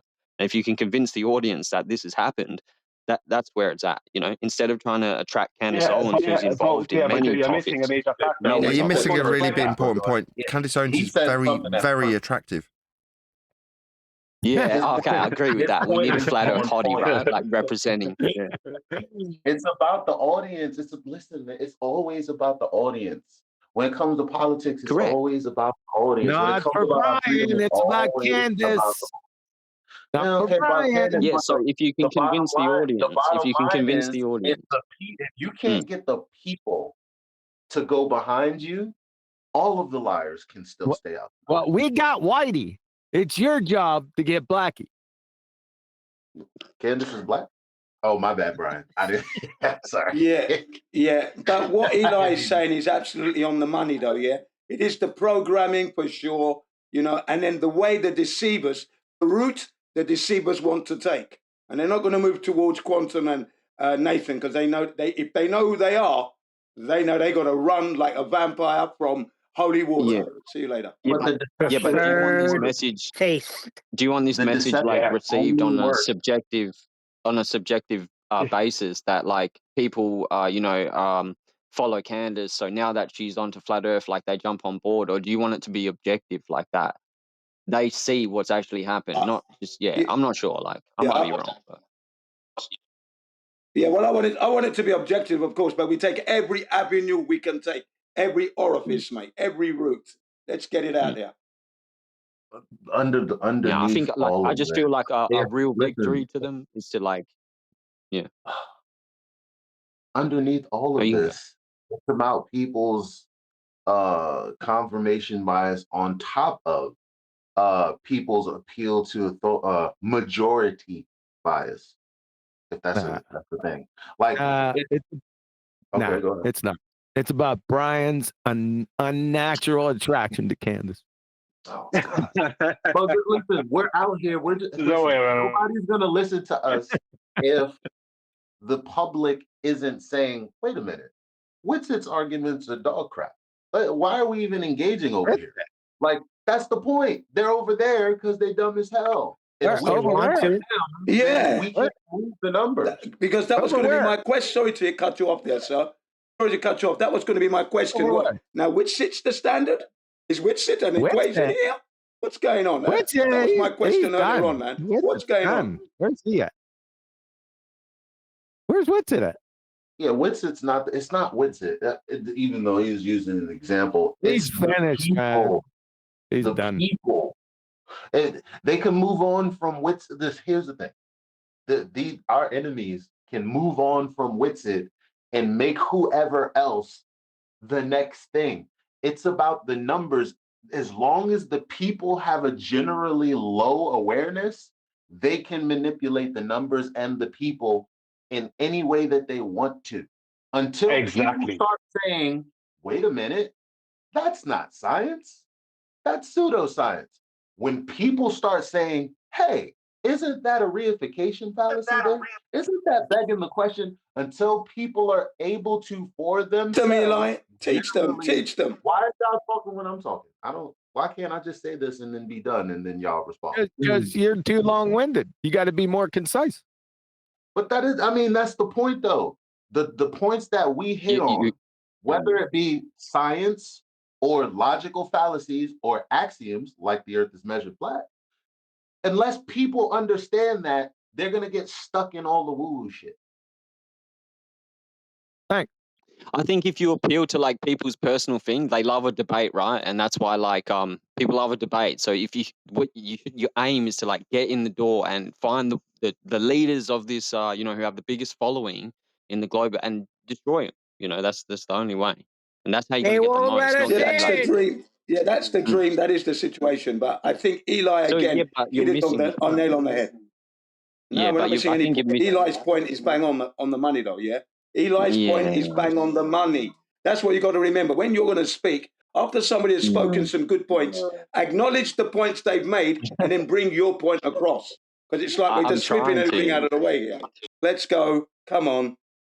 Yeah, I'm trying to. So, like, if you don't make an emphasis and make sure that you spread this message that Professor Dave allegedly claims to back his fact about the Earth in science. Here are people who have been trying to spread the word about that science, like the science aspect of it, and he's aware of these people and has deliberately avoided them and chosen to take on these people. That's the emphasis you want to make. Like, I'm not sure if you understand why. But... Go do it. Send them a message. You do it. Oh, I can try. Like any person that I try to talk to about it, like I'll try and share these, quantum razors videos and stuff, and then convince them, like, and show them, bring up and say, like, Professor Dave debated these guys, but he won't debate them. It's like, why? It doesn't even make sense. It's like a boxer saying, "I'm going for the heavyweight title," and he wants to take on a tennis player. Like it's not the same thing. Nobody really wanted to fight Mike Tyson in his heyday. Nobody really wanted to fight him. That's what's happening now. We're Mike Tyson, by the way. Like, think of it this way. Someone was talking about us being gone one day. Hold on a second down under. I want to be George Formby.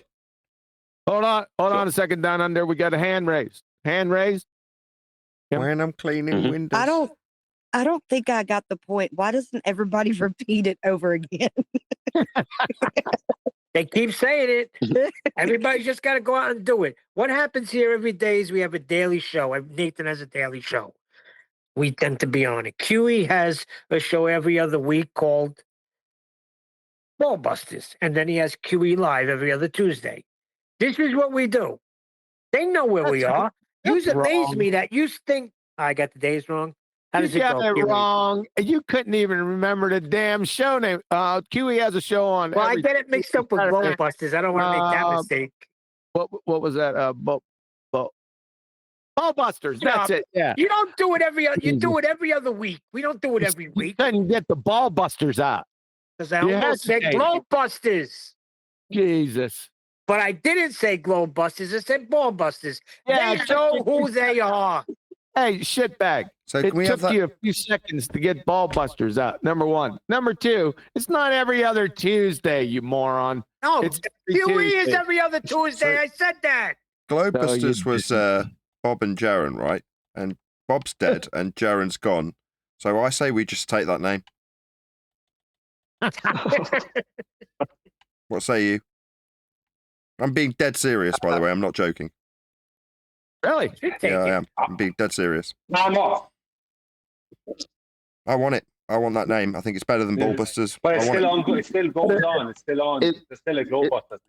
Yeah, is Yeah. that gonna? That doesn't matter. I don't think. It does because the people will think there's something to do with us when they hear Yeah, the no, rubbish. Ballbusters is good. Yeah, but I won't Ballbusters be is able a to say great name. globe Am I- dumpsters. I won't be able to Am say I globe sensing- dumpsters. Shut up. I won't be able to say globe dumpsters anymore. Ballbusters is correct because we're busting a ball and we're breaking balls. We're ball busters. What about Globe Smashers? And am I sensing a Kim Jende going on? Just the show formerly known as Ballbusters. That's the title. How about that? And we'll make a graphic just like Prince. Hold There's on a a second. We got Yeah, that it's a theory.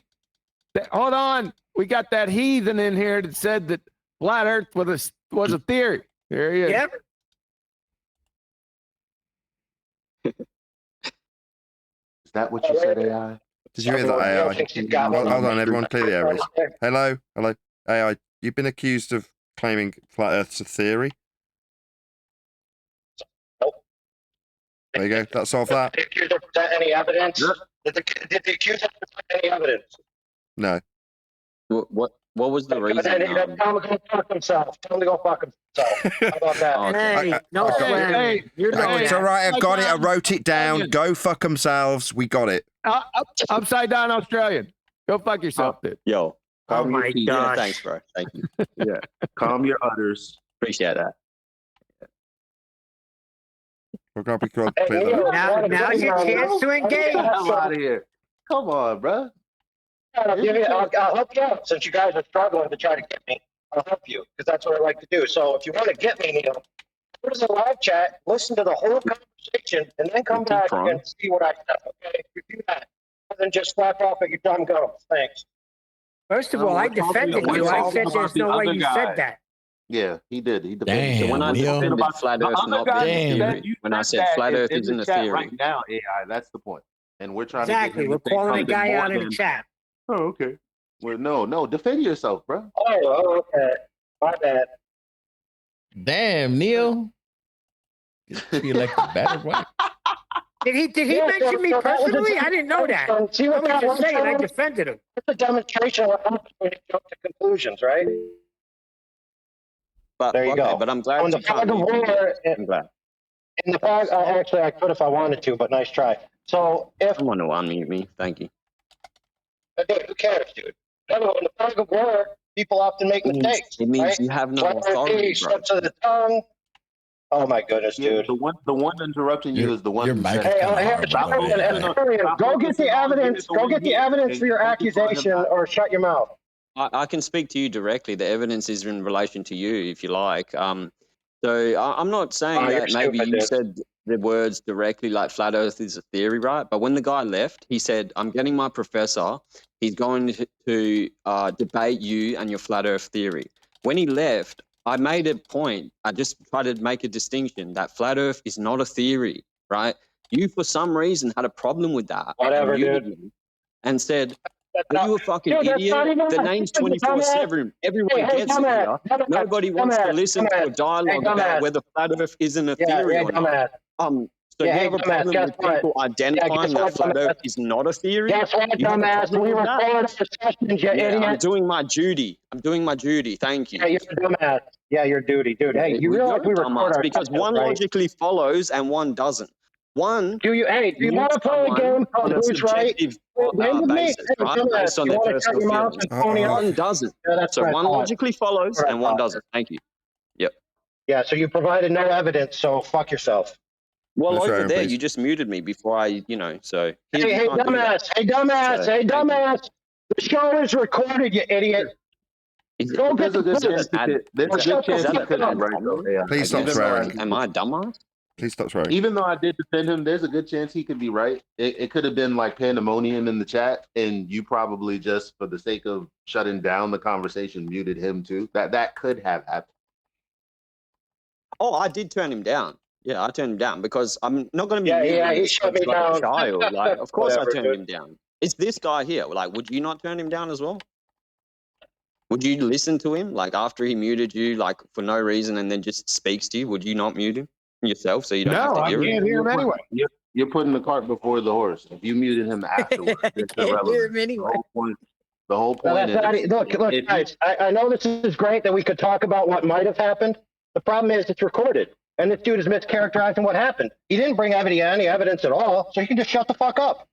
Please stop swearing. I said but I can what address he's you saying is directly he since wasn't the trying to evidence bring any relates to you. evidence. There was another Oh my source.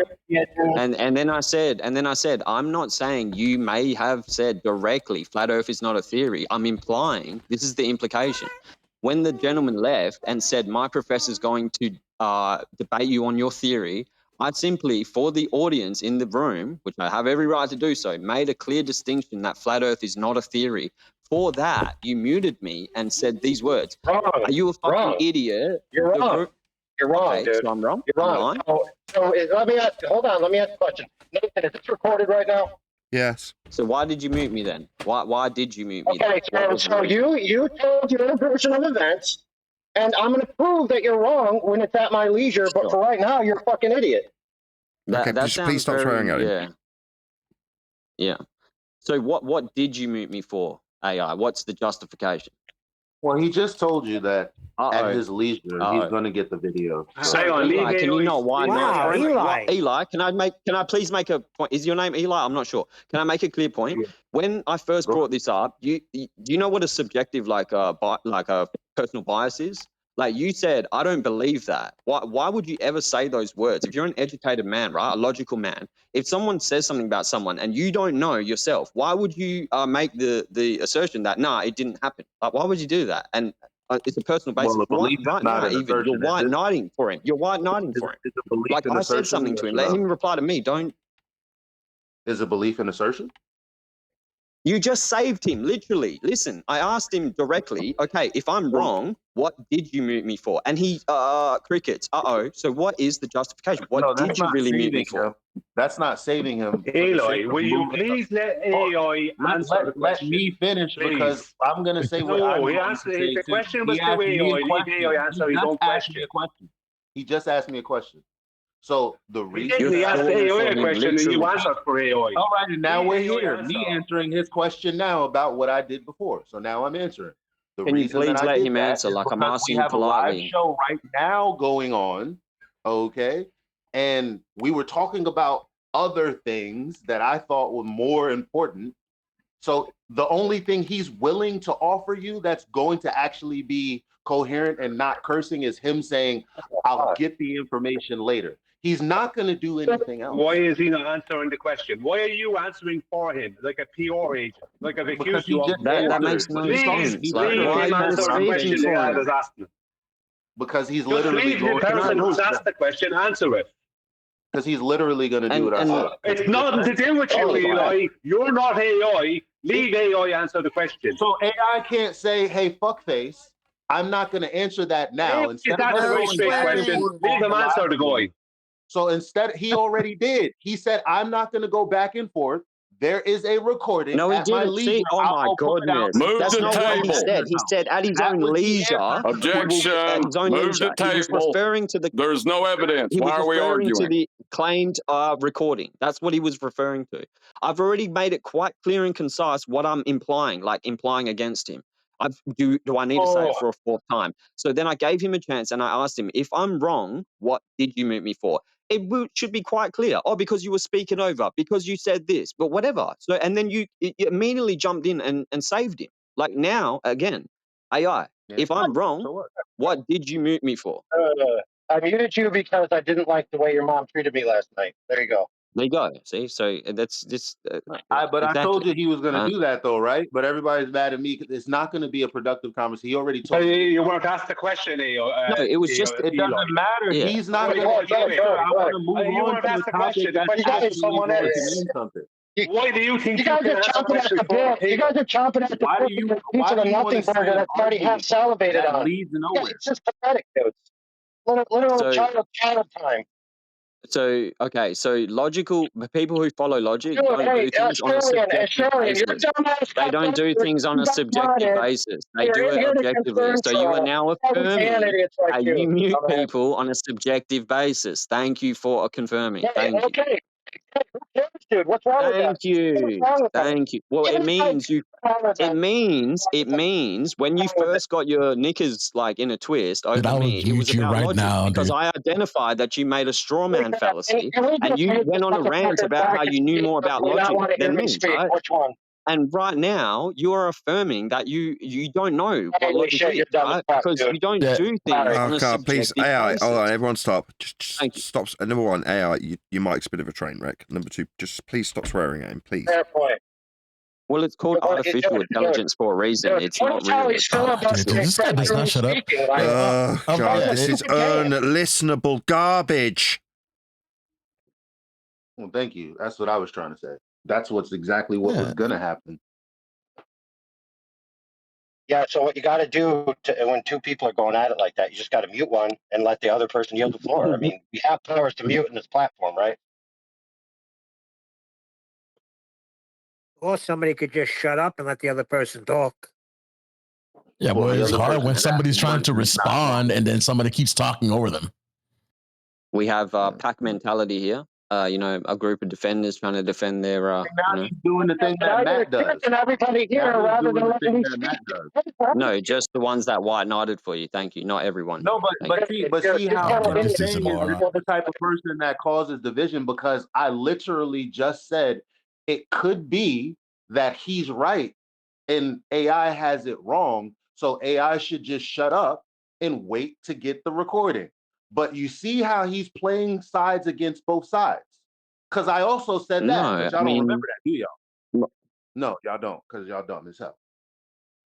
yeah, I That think was very wise. Eli, that was very wise. That was correct. So if he's misremembering and I'm misremembering, we can both go to the video. But it's clearly he's trying to cast me in some kind of negative light here. And to let's which go I to the video. arrived and falsely accused Neil, right? So Okay. fair enough. I apologize to Neil for falsely accusing him because I let this moron get under my skin like the idiot that he is. Okay. Would you like to go to the video? So, like, you don't have to. Basically, I'll go No, watch the I'd stream like now. you I'll go to, watch the hey, stream now. I'll clip it. If you let's be have clear. time, Let's be I'll clear. come back Holy and we can go over it. But if not, then you're simply asking me for something that you're not willing to look at anyway. Thank you. No, wrong. That's not how it works, dude. It's your burden to bear to prove your It's point. exactly You how do it the works. video and prove it, you dupes. Okay, we're talking directly to the person here. I'm speaking to you. Would you like me to present your own voice, or do you have the coherency to like Holy remember crap, what you said dude. and why you did it? Glad you have I'm gonna evidence put of it it. to you It's like just this. hearsay. Until you clip out what you say supports your point, I'm not going to address your idiot ass. You're an idiot. Okay, no worries. I'll get it for you. I'll get it for you. That's fine.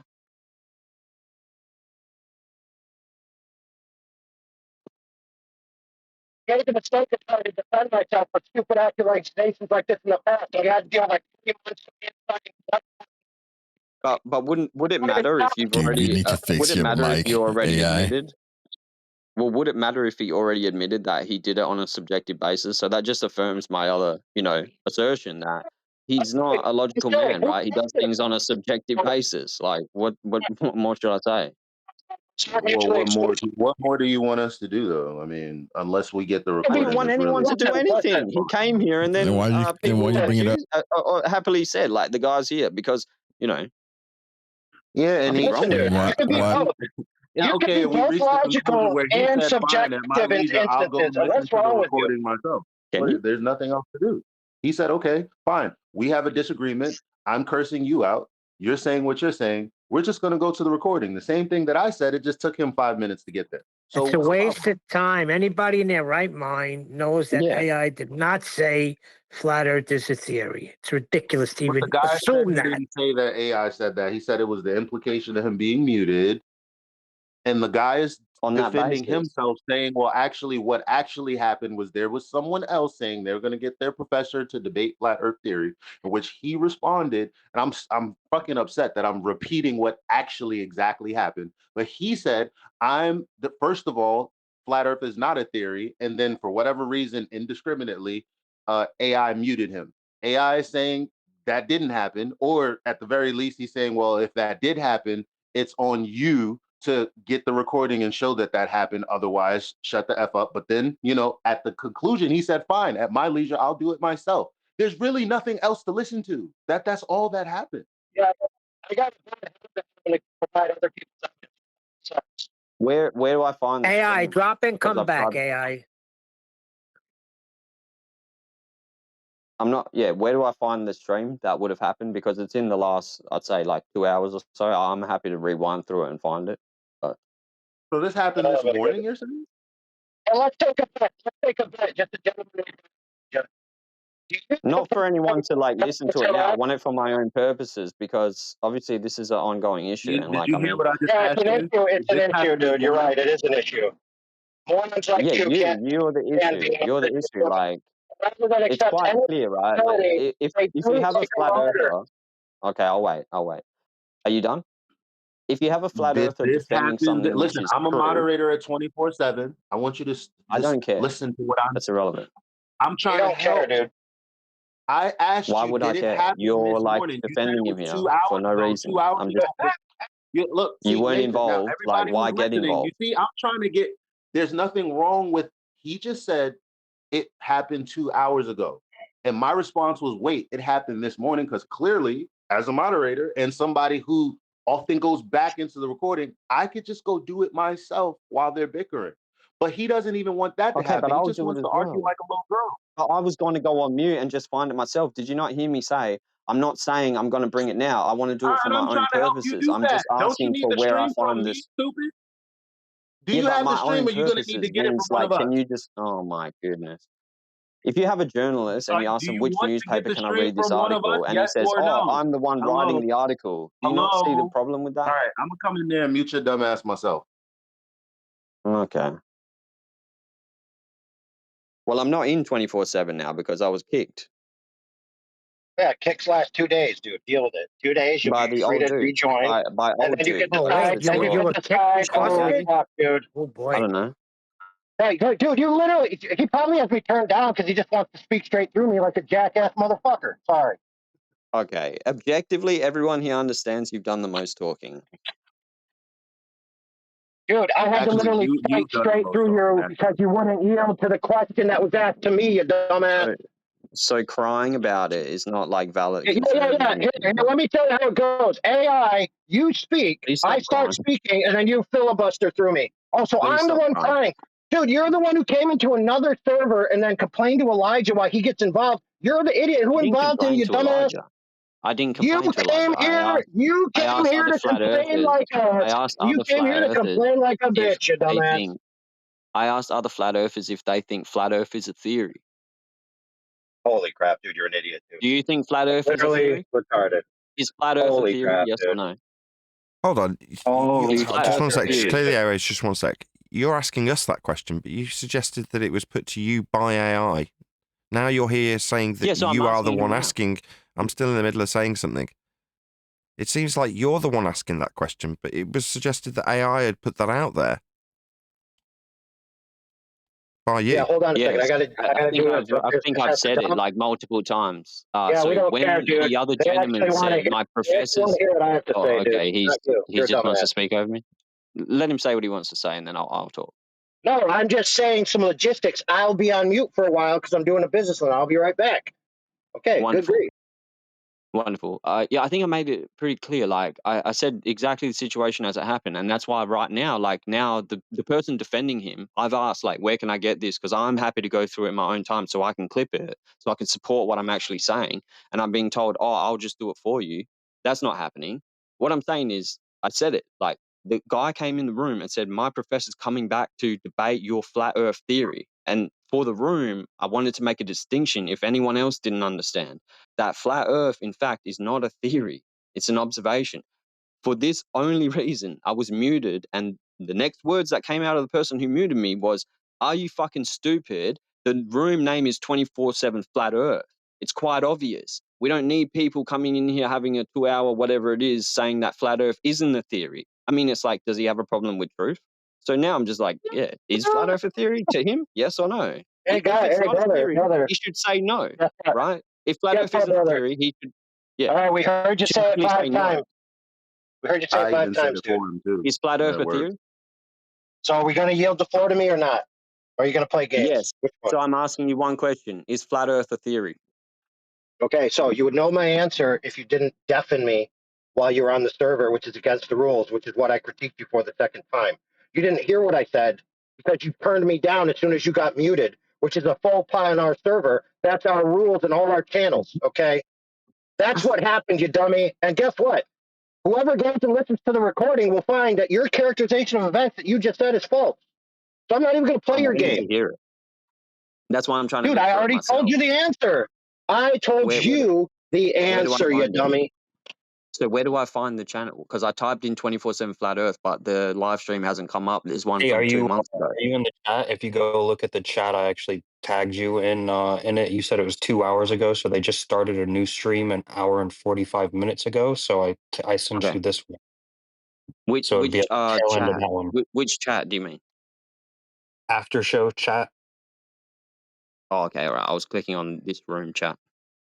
And thank you, because that's what I asked. I You're said, welcome. does anyone know where I can find the link? Because I was trying to find it myself instead of being told to provide the evidence. And then when I'm saying, okay, where do I find the recording so I can listen to it myself? Victory Royale! Well, good. Now you have it. Now go do what you said you was going to go do, so we can have the rest of our show, please. Hey, we gotta I start will. leaving soon. You QE and show AI have a starting. good time. You and AI have a good time. Yeah, well, yeah, we're gonna blow each other, dude, because we're compatriots in the deception. That's brilliant to know. With that, though, I am going to say a huge, massive, enormous thank you to both Discord and G Plus panels for making this very eventful after show possible. And of course, a massive thank you to all of you for liking, commenting, sharing, subscribing, enjoying me get a double victory royale, and all that good stuff. I've been Nathan Oakley, and I will see you all in the next video.